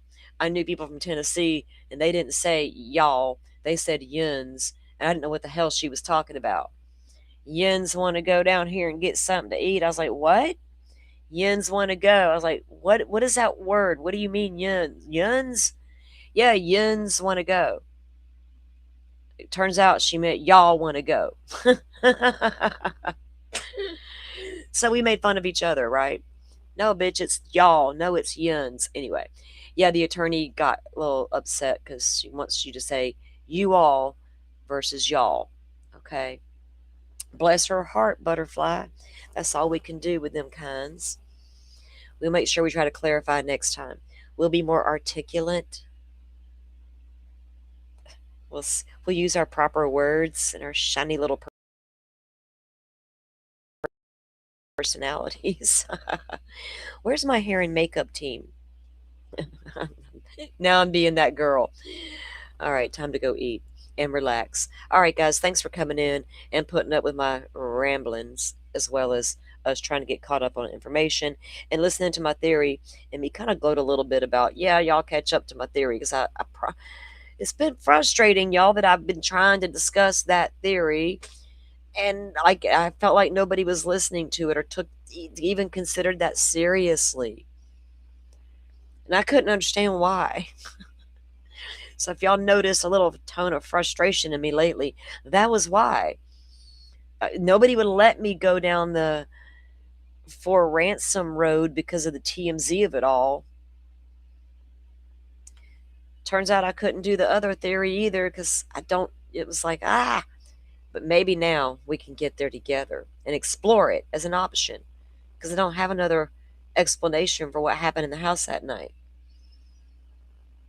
And when I heard the expert on hostage situations talking about how the dialogue that his captor had with him and the amount of prepping and planning and preparation they put you through before every step they take, and how that 41 minutes can be explained. And I was like, damn, that is so interesting. I don't know. So I'm seeking out those kind of conversations because I have to explore it. It's a Southern thing, man. A lot of things. It's a lot. I'm going to eat me some Southern barbecue right now with some good old veggies on the side. I love my veggies. I got to go, y'all. All right. Enough of that. All right. Well, hopefully I will see you guys back here tomorrow if y'all want to come hang out with me. It'll probably be late morning when I come back, so we can hang for the day, troll around, see what's happening, talk about some other things that are going on in other cases, and get caught up. I'll see what I can come up with this evening to get us going. All right, guys, y'all go have a good night. And thank you to my mods for gifting out all those memberships today. Welcoming everybody to I was saying lead detectives, but I think Semi Sharp got us a better name. What did you call us? Are y'all salty crew? We got to fix that, Semi. All right. Y'all go have a good evening. Be careful on the YouTube streets. Keep Miss Nancy in your prayers. Keep Sebastian Rogers in your prayers. Fly high, Madeline Soto. You deserve it, girlfriend. Baby girl. Thank you all for watching this here video.